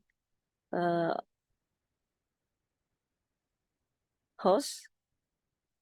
Yang host tadi siapa aja? Bu Rifan, apa Bu Fatma, apa Bu Atus? Mikrofonnya Pak Budi sepertinya terkendala. Oh saya? Bu Umi, Bu.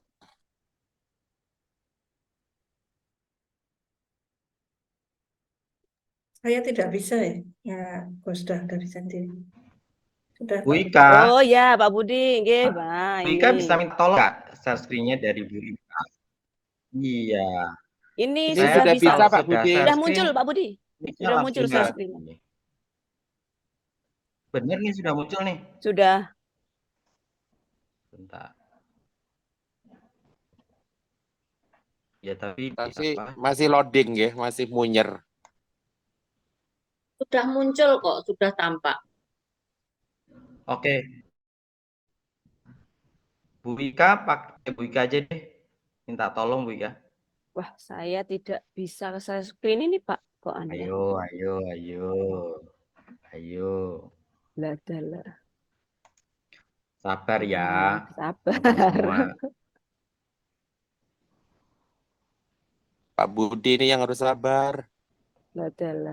Ini saya dari tadi mau share screen juga enggak bisa, Pak Budi. Pas saya bantu. Oh gitu, ya wis. Tapi kalau saya... Oh iya, Bu. Iya. Tapi mana presentasinya? Saya share screen kan. Pak Budi bisa dikirim filenya ke Bu Umi, Pak Budi?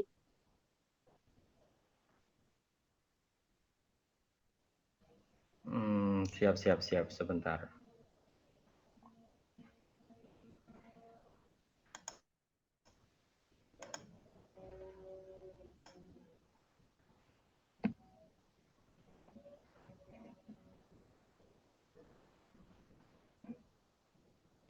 Sambil menunggu Bapak Ibu ternyata nanti hari Rabu itu ada kelas kompetensi tambahan. Untuk informasi lengkapnya nanti akan disampaikan lewat IG KGBN Kediri. Monggo Bapak Ibu yang belum mengikuti Instagram dari KGBN Kediri bisa mengikuti nanti untuk update kegiatan-kegiatan kita setelah hari ini akan diinformasikan di Instagram KGBN Kediri. KGBN Kediri, KGBN_Kediri. KGBN-nya kecil-kecil nih Bapak Ibu. Di Instagram bisa diikuti. Atau Bapak Ibu yang sudah mendaftar, itu masuk ke dalam grup peserta, nanti juga akan diinformasikan di sana. Untuk kegiatan-kegiatan kita setelah hari ini. Jadi hari Rabu nanti direncanakan akan ada 2 kelas kompetensi lagi, kelas tambahan kompetensi lagi untuk kita semua. Bu Ika.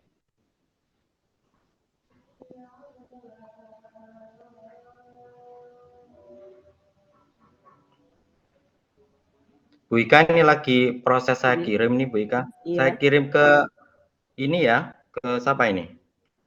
Ke narasumber juga bisa. Bu Umi tergabung di narasumber nggih Bu Umi? Bu Rosi? Bu Umi Rosi ya. Ya, nggih Pak, ada. Ada ya? Oke. Monggo dikirim ke situ. Ya.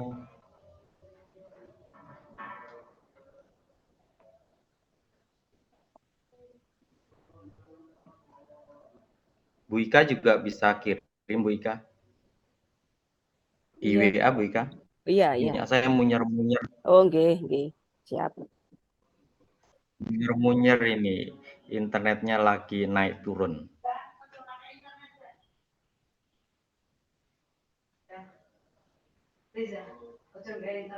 Makanya tadi kok apa?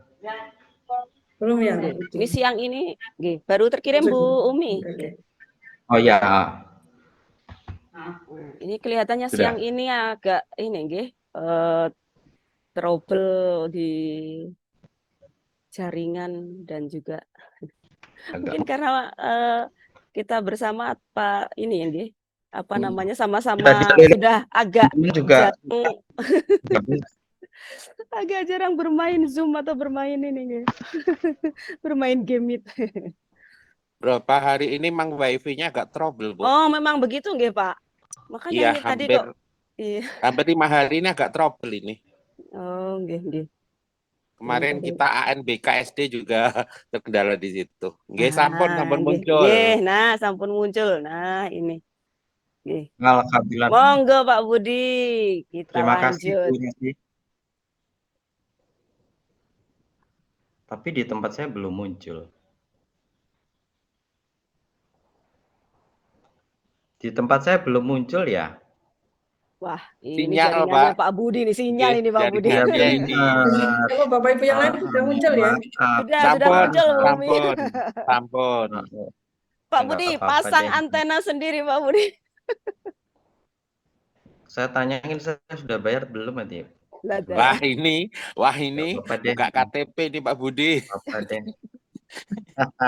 Oke siap, tidak apa-apa saya buka sendiri. Baik, saya mau salam lagi. Assalamualaikum warahmatullahi wabarakatuh. Waalaikumsalam warahmatullahi wabarakatuh. Oke, luar biasa Bapak Ibu sekalian. Jadi materi saya ini adalah materi menumbuh kembangkan kepemimpinan murid. Ini materi yang memang selalu kita usahakan dan memang tidak bisa dalam waktu singkat tapi butuh proses. Tapi sebelum menuju ke sana, ini saya ada 3 pertanyaan minta kepada Bapak Ibu Guru untuk berkontribusi memberikan jawaban di kolom chat. Yang pertama, menurut Bapak Ibu Guru, siapakah yang memegang kendali terhadap proses pembelajaran? Silahkan ditulis di kolom chat. Saya minta tolong Bu Ika nanti bisa memberikan menyampaikan berapa persen kira-kira yang jawab Oke, guru, Pak. berapa persen yang jawab murid. Siap Pak Budi. Sampun, perkembangannya bagaimana Bu Ika? Guru. Luar biasa. Iya, guru. Ada yang jawab murid? Harusnya sih murid, harusnya Pak. Jangan diberitahu Bu kuncinya Bu. Loh, ini itu kan... Bu Fatma. Wah, Bu Fatma ini oh, luar biasa. coran. Terus. Iya. Oke, bisa disimpan dulu. Next ke pertanyaan yang kedua, Bu. 70% guru Pak yang jawab Pak. Luar biasa, oke. Pertanyaan kedua, Bu Rosi, itu adalah betul Pak. Oh ini. Ya. Bagaimana Bapak Ibu Guru dalam memosisikan, ini Bu Ika nanti di apa? memposisikan murid dalam proses pembelajaran sebagai objek atau subjek? Silahkan Bapak Ibu Guru memberikan komentarnya di kolom chat.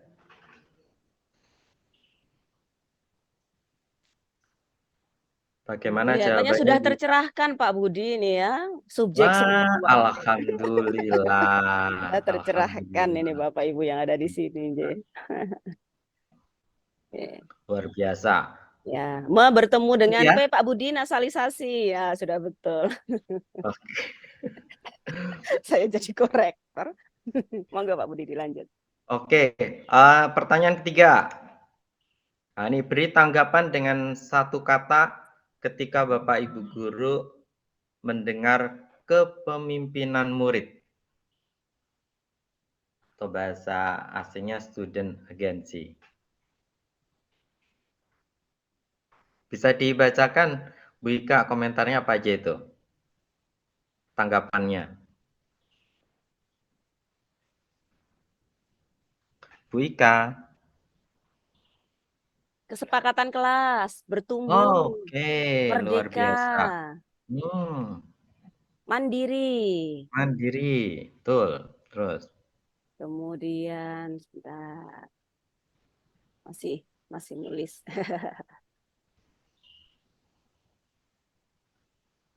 Gotong royong. Gotong royong. Kerjasama.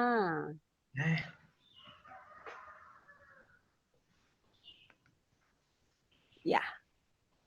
Cukup, Pak Bu Budi, Ika? sementara. Iya, sementara Ya. itu. Baik, lanjut Bu Rosi. Saya mengingatkan kembali apa yang pernah disampaikan oleh Ki Hajar Dewantara, bahwa pendidikan itu menuntun segala kekuatan kodrat yang ada pada anak agar mereka mencapai keselamatan dan kebahagiaan yang setinggi-tingginya, baik sebagai manusia maupun anggota masyarakat.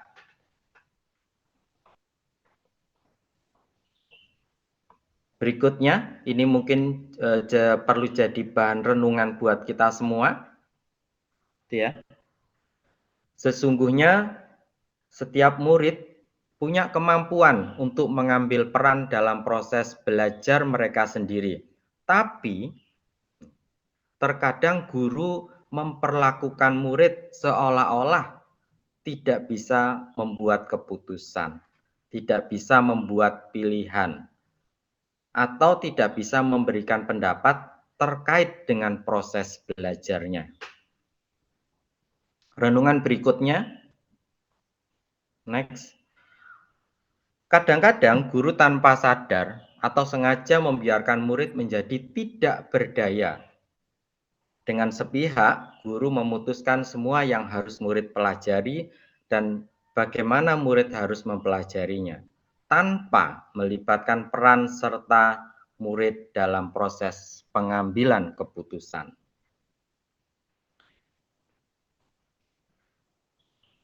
Dua renungan tadi mungkin cukup bagi kita semua sebagai Bapak Ibu Guru untuk kemudian memahami apa itu istilah kepemimpinan murid. Jadi kepemimpinan murid itu diambil dari kata student agency.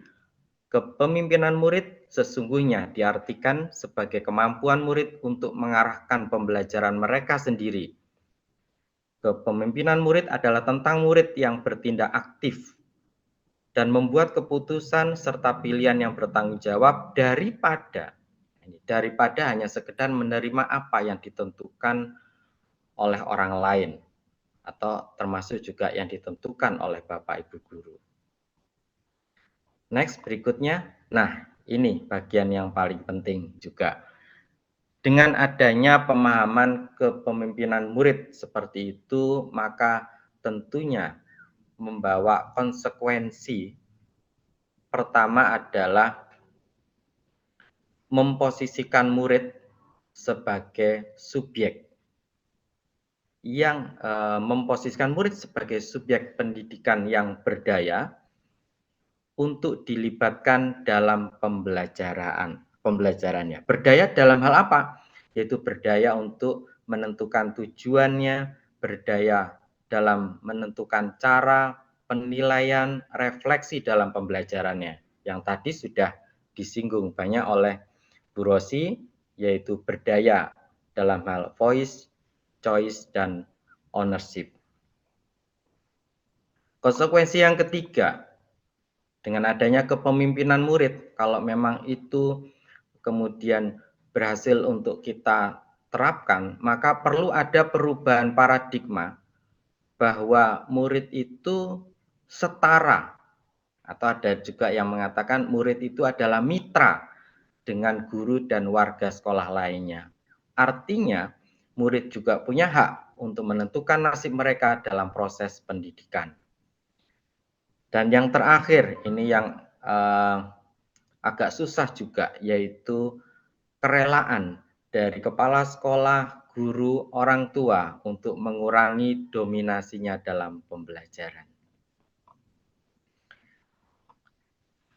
Bapak Ibu sekalian, kepemimpinan murid itu selain membawa konsekuensi juga tentunya akan membawa perubahan dalam cara pandang. Ini yang tadi sudah banyak dibahas oleh Bu Rosi dan banyak sekali ini dibahas di kurikulum Merdeka. Yang pertama, asesmen bukan hanya di akhir untuk menghakimi, tapi juga di awal untuk memahami.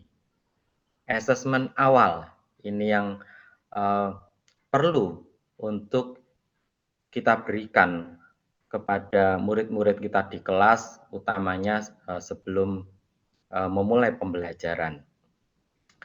Berikutnya yang kedua adalah pengaturan, bukan satu arah melalui aturan guru, tapi melalui kesepakatan kelas. Ini juga saya punya banyak sekali cerita tentang bagaimana membuat kesepakatan kelas yang semuanya itu memberi kesempatan kepada murid untuk menyampaikan apa yang menjadi suaranya, apa yang menjadi kepemilikannya, apa yang menjadi pilihannya. Yang ketiga, umpan balik. Bukan hanya oleh guru pada tugas murid, tapi juga perlu umpan balik oleh murid pada kegiatan belajar mengajar guru.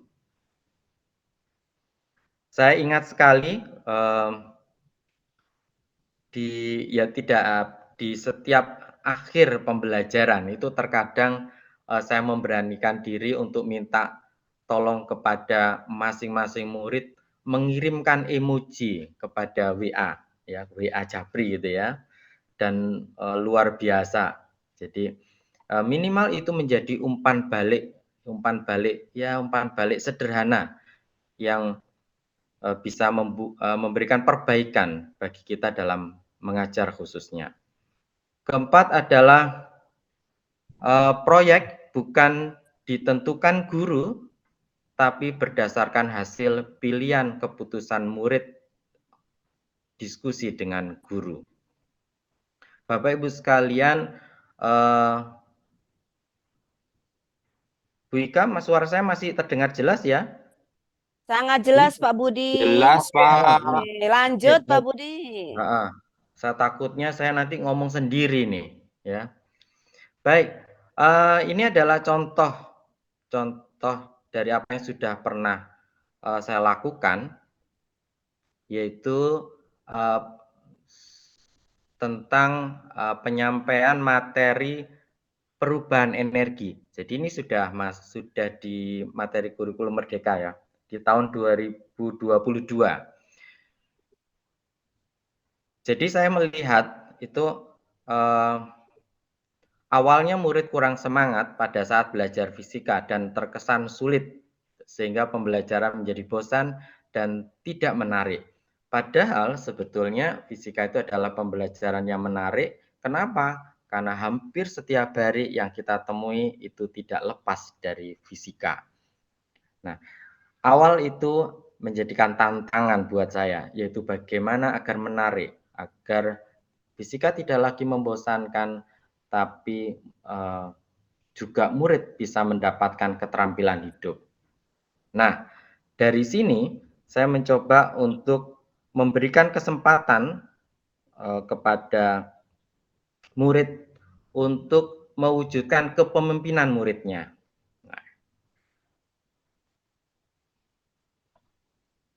Saya tergerak untuk melibatkan mereka dalam pembelajaran. Saya yakin ketika murid terlibat, mereka akan merasa berharga dan dianggap sebagai bagian penting dari proses belajar.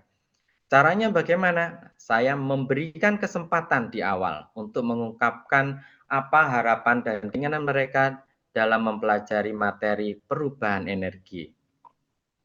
Next, lalu saya mengenalkan berbagai macam model kegiatan belajar fisika. Apa mau diterangkan saja, apa kemudian pakai demonstrasi, praktek, atau membuat proyek. Saya sampaikan itu semua dan mereka menunjukkan pilihannya. Dan mereka menyepakati, sudah Pak, pakai ini aja, model proyek membuat alat sederhana. Yaitu alat sederhana penerapan dari perubahan energi. Setelah cara belajarnya disepakati, kemudian saya mengajak untuk bertukar pendapat, berdiskusi bagaimana agar proyek itu bisa berjalan dengan baik. Dengan tentunya tetap memberi kesempatan pada murid untuk voice, choice, dan ownership-nya. Nah, setelah kemudian alat atau proyek fisikanya itu berhasil, kemudian dilanjutkan dengan saya membuat pameran panen karya, dan luar biasa di panen karya itu tampak sekali bagaimana pembelajaran yang bisa diambil. Pertama, sebelumnya murid pasif, tidak semangat, tidak percaya diri, maka setelah melakukan praktek baik, membuat alat sederhana fisika, maka siswa menjadi senang, menjadi aktif, percaya diri. Dampak lain, mereka menjadi lebih mandiri, bertanggung jawab, dan tentunya bahagia ketika belajar fisika di kelas. Ini saya mau tunjukkan bagaimana choice, voice, dan ownership itu saya terapkan ketika proses atau proyek fisika tentang perubahan energi. Untuk yang choice misalnya, ini murid bebas untuk memilih model pembelajarannya. Setelah disepakati, mereka memilih proyek. Kemudian menentukan nama alatnya apa, itu mereka juga bebas. Maka yang terjadi ada alat pendeteksi gempa, kemudian ada robot hidrolik, kemudian banyak lagi yang merupakan itu adalah prinsip dari perubahan energi. Ada dari kincir angin menghasilkan energi listrik, kemudian dari air terjun miniatur ya, dari keluarnya air dari keran itu bisa memutar turbin untuk menyalakan lampu dan sebagainya. Choice juga mereka bebas otomatis memilih bahannya sesuai dengan proyeknya. Voice-nya bagaimana? Mereka bebas untuk mempresentasikan produknya. Jadi ketika pameran, mereka itu membuat stand banner, di mana stand banner itu menjelaskan bagaimana proses pembuatan alatnya. Kemudian di samping itu mereka juga menceritakan kepada para pengunjung. Pengunjung itu tidak lain ya kakak kelas, kemudian bapak ibu guru dan sebagainya, untuk menyampaikan bagaimana proses dan manfaat produk itu, bagaimana suka dukanya produk itu bisa terbentuk. Voice juga terjadi ketika mereka memberikan umpan balik pada produk-produk temannya. Ownership apa yang waktu itu saya bisa amati, yaitu semua murid aktif berpartisipasi dan berkontribusi. Saya ingat sekali saya didatangi oleh guru BK yang waktu itu juga ikut hadir di pameran. Dia kaget, guru BK. Dia bilang, itu si Brian itu biasanya kalau di kelas itu tidak fokus, rame saja. Tapi kemudian ketika dia berhasil membuat alat, kemudian banyak yang berkunjung ke stand-nya, maka dia menjadi antusias. Dia begitu lancar menjelaskan produk, menjelaskan teori fisikanya dengan baik.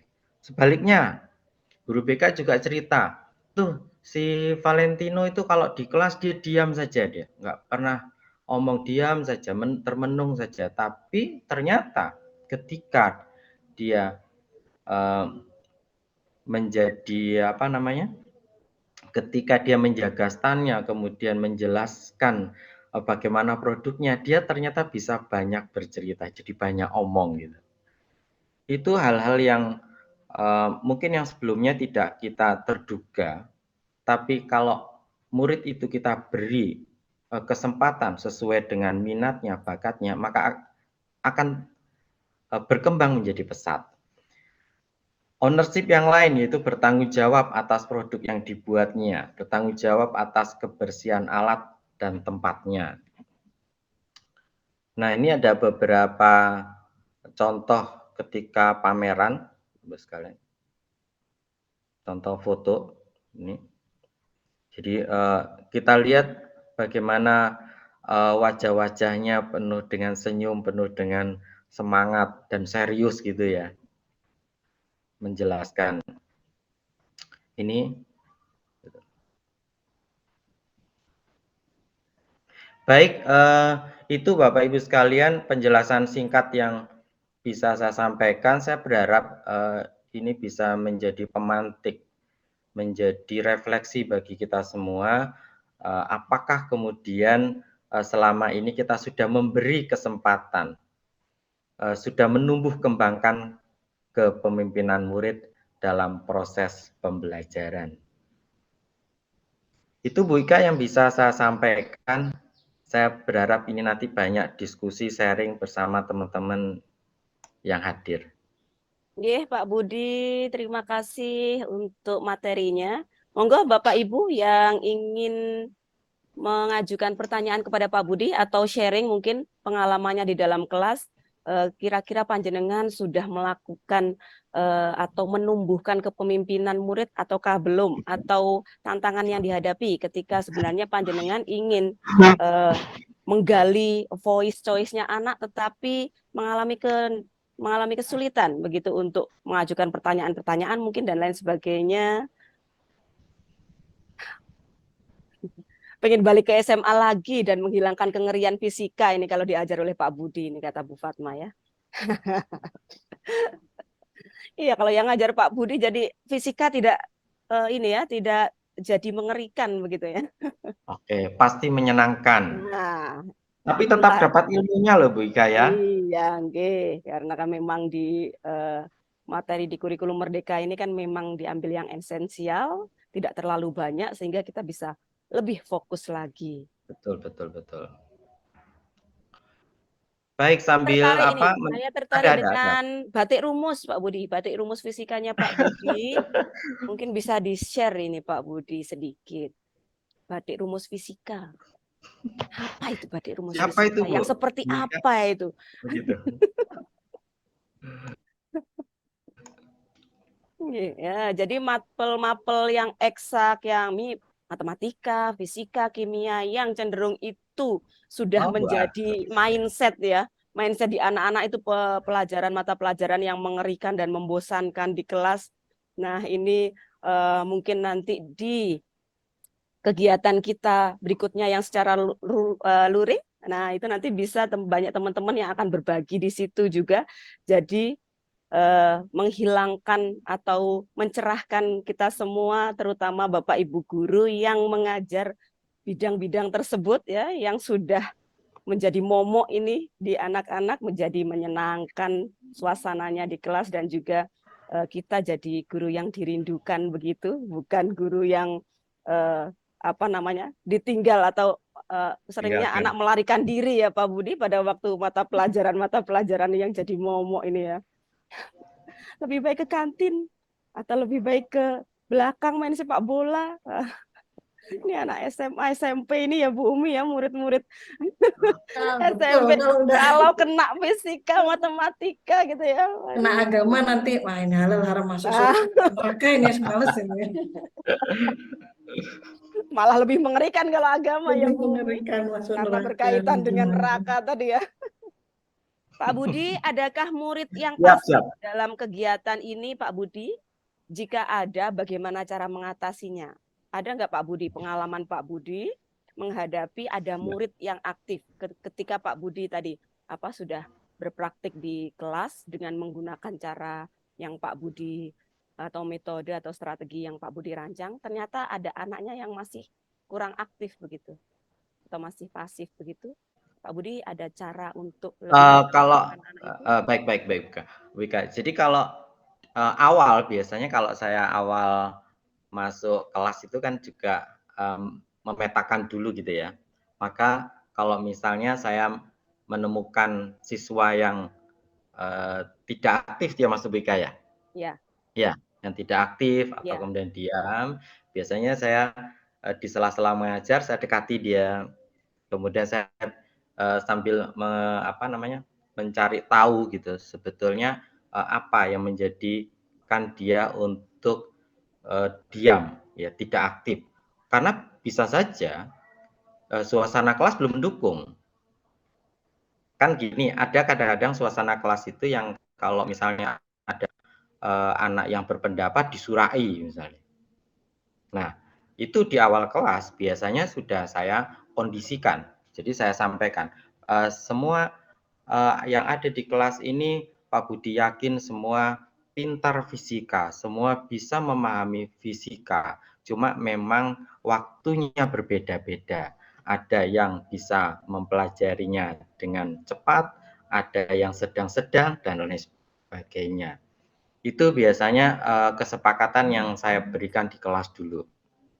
Kemudian otomatis seperti menyambung yang disampaikan oleh Bu Rosi, di dalam pengajaran di kelas, saya akan memberikan beragam model. Beragam model yang saya maksud saya itu beragam cara penyampaian fisika, di mana harapannya adalah misalnya teman-teman yang anak-anak yang biasa untuk belajar lebih pada kinestetik gitu, saya menyiapkan demo kecil-kecilan di dalam kelas, demonstrasi gitu ya. Kemudian mungkin ada yang visual atau auditorial, itu semua sudah saya siapkan di dalam kelas sehingga dengan harapan semua bisa belajar sesuai dengan minat, bakat, dan profilnya lah, gampangnya seperti itu, Rika. Iya Pak Budi, jadi kalau saya tarik garis besarnya, berarti sebaiknya di awal pertemuan itu kita tidak langsung ke materi, ya. Jadi haram hukumnya memberikan materi langsung di pertemuan pertama awal tahun ajaran, ya. Jadi kita berikan tes diagnostik dulu, baik kognitif maupun non kognitifnya, gitu ya. Jadi kita mengetahui kebutuhan-kebutuhan murid, profil mereka, gaya belajar mereka, dan lain sebagainya itu di awal pembelajaran kita sudah tahu dulu, sehingga untuk kedepannya bisa merancang itu tadi Pak Budin, jadi membuat bagaimana kita menghadapi, oh ternyata di kelas ini itu ada anak yang pasifnya seperti ini, yang dia duduknya sendiri, tidak bisa dengan temannya misalnya. Itu sering pasti kita hadapi juga Bapak Ibu. Ada anak-anak yang pendiam sekali sehingga dia duduknya di depan sendiri, tidak ada yang menemani gitu. Nah, dan lain sebagainya. Jadi kalau kita di awal pembelajaran jangan dulu langsung ke materi, ke teori, apalagi ke contoh soal tugas gitu ya. Jadi kita ngobrol dulu dengan mereka, baik secara lisan, tulis, maupun mungkin menggunakan IT, mengirimkan Google Formulir dan lain sebagainya. Jadi kita memahami dulu bagaimana karakteristik anak di masing-masing kelas itu, kemudian dari situlah kita bisa memetakan kebutuhan-kebutuhan mereka, gaya belajar mereka, dan profil mereka. Secara garis besar gitu nggih Pak Budi? Ada lagi mungkin Bapak Ibu? Satu lagi kalau ada, kalau tidak kita akhiri. Putus-putus ya. Oke. Ya, Baik, Bapak Ibu tidak ada pertanyaan lain lagi? Nah, di nanti dulu Bu, mungkin di ya. ada pertanyaan.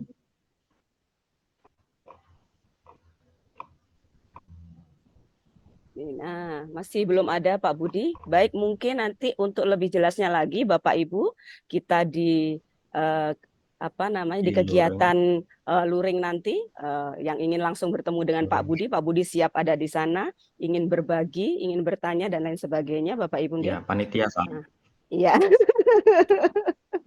Iya. Baik, Bapak Ibu, terima kasih kepada kedua narasumber hebat kita kali ini, Pak Budi, Bu Umi.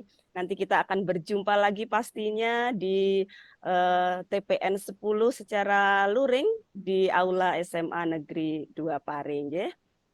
Baik, Bapak Ibu, sebelum kegiatan ini diakhiri, saya ingin melihat chat ya.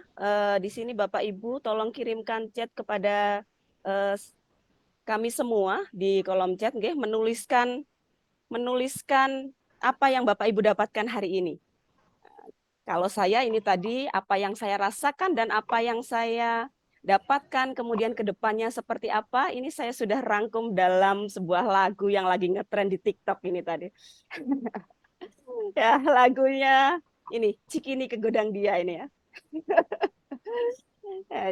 Monggo Bapak Ibu bisa sambil menulis nih di kolom chat. Saya ingin tahu perasaan Bapak Ibu mungkin, atau juga apa yang Bapak Ibu dapatkan hari ini, atau mungkin ke depannya seperti apa. Nah, dari kita berbagi, mendapatkan inspirasi dari kedua narasumber kita siang sampai dengan sore hari ini. Monggo bisa sambil diketik, sambil saya iringi dengan lagu yang sudah saya buat ini ya. Saya gubah dari lagu yang sedang ngetren ini, anak-anak. Terinspirasi anak saya yang seneng nyanyi menirukan di TikTok ini ya. Cikini ke Gondang Dia, hari ini aku sangat bahagia. Bu Umi sambil kele-kele ya Bu Umi, sepertinya ini sudah hafal ini lagu ini ya Bu Umi.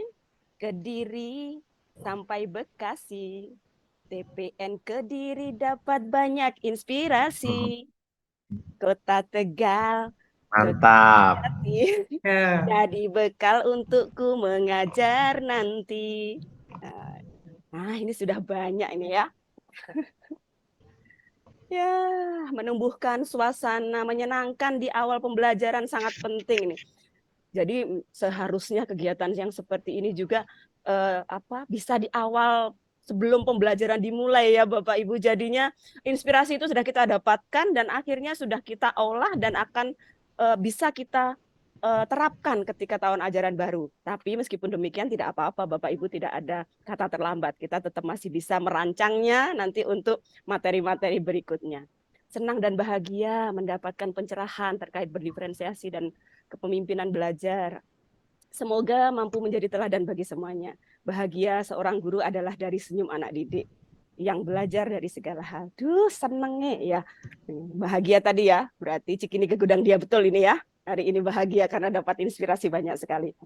Baik Bapak Ibu, karena waktu sudah menunjukkan lebih dari pukul 16 yang seharusnya kita akhiri di pukul 16 karena tidak apa-apa menurut saya, karena kita mulainya tadi juga sudah molor nggih, dan juga banyak kendala teknis untuk hari ini. Semoga apa yang kita dapatkan hari ini, kita berbagi hari ini, mendapatkan manfaat dan inspirasi tentunya, inspirasi baru untuk kita melaksanakan nanti pembelajaran di dalam kelas sesuai dengan amanah kurikulum Merdeka. Saya yakin Bapak Ibu guru semuanya di sini sudah menerapkan semua kurikulum Merdeka baik SD, SMP maupun SMA. Ketika guru memberikan pengalaman belajar yang sesuai dengan kebutuhan anak, maka hal itu akan memungkinkan mereka berkembang sesuai dengan potensi mereka. Terima kasih Bapak Ibu sudah sudah setia di sini dari awal sampai dengan akhir tadi. Monggo untuk link pendaftaran TPN 10 sudah ada di kolom komentar, bisa diklik. Kemudian untuk informasi selanjutnya nanti hari Rabu akan ada kelas kompetensi lagi, kemudian hari Sabtunya kita akan bertemu secara luring. Tentu saja Bapak Ibu harus mendaftar terlebih dahulu, nggih. Baik Bapak Ibu, dari saya apabila ada salah kata mungkin atau ada salah perbuatan, mohon saya dimaafkan dengan setulusnya, nggih. Kita berjumpa kembali dalam agenda berikutnya. Wabillahi taufiq wal hidayah. Wassalamualaikum warahmatullahi wabarakatuh. Waalaikumsalam warahmatullahi wabarakatuh. Waalaikumsalam. Bu Ika senyumnya luar biasa ya, senyumnya Pak Budi ya. Nggih, nyanyiannya juga luar biasa, teman. Iya, Bu Yudi sampai tanya, kok sekarang begitu ya Bu Ika? Ini nyanyi-nyanyinya ini tadi langsung terinspirasi. Anak saya yang di belakang nyanyi-nyanyi, Pak. Sip, lanjutkan. Mau saya buat pantun tapi akhirnya jadi nyanyi, pantunnya dinyanyikan. Alhamdulillah. Bu Ika menggilan, kata orang Lamongan menggilan katanya. Apa itu, Pak? Nanti kita cari ya, apa artinya menggilan. Saya harus googling ini ya. Ya, menggilan ya, cari dicatat ya apa artinya menggilan ya. Mungkin mirip-mirip keren lah, mirip-mirip keren itu. Megilan. Kalau saya tahunya kok Megilan tuh, Pak. Megilan, bukan Megilan tuh kalau Lamongan. Menggilan, gilani itu hebatnya luar biasa. Megilan itu ya wis kerempol, kerempol. Hebat Terima lah. kasih Pak Nanang, terima kasih Bapak Ibu guru semua. Luar biasa Bu Ika artinya. Menggilan pokoknya wis. Aduh. Saya agak ini tadi di awal karena laptop saya ini bermasalah tadi untuk masuk ke Zoom-nya. Tukune sing anyar, tukune. Bukan Pak, ini aplikasinya yang bermasalah. Zoom-nya, Pak ini baru beli Pak. Bu Ika gak ada foto bersama ta ini. Oh iya tadi ya. Ayo. Bu Atus, kok saya tidak diingatkan Bu Atus foto bersama. Ayo lo. Wongnya sampai garis Mas ini aja enggak apa-apa wes, yang ada ini Bu Atus. Foto dulu. Ya Bu Atus. Foto dulu ya. Bu Ika Ini lo, aku ikut lo. Ininya nggak bisa saya moto. Aduh ya ampun, ya Allah. Ngapunten saya itu gaptek Bapak Ibu, makanya tadi masuk Zoom aja saya nggak bisa. Hostnya tadi masih saya toh Bu Atus. Apa yang moto?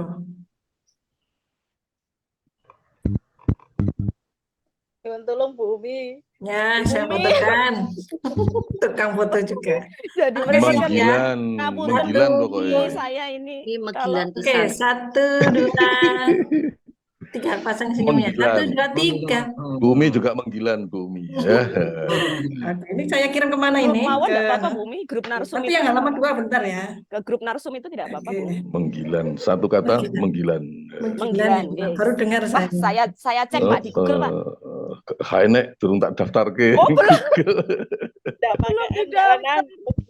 Halaman selanjutnya enggak ya nih? Oh sudah pada hilang enggak ya? Cuma 1 halaman sih.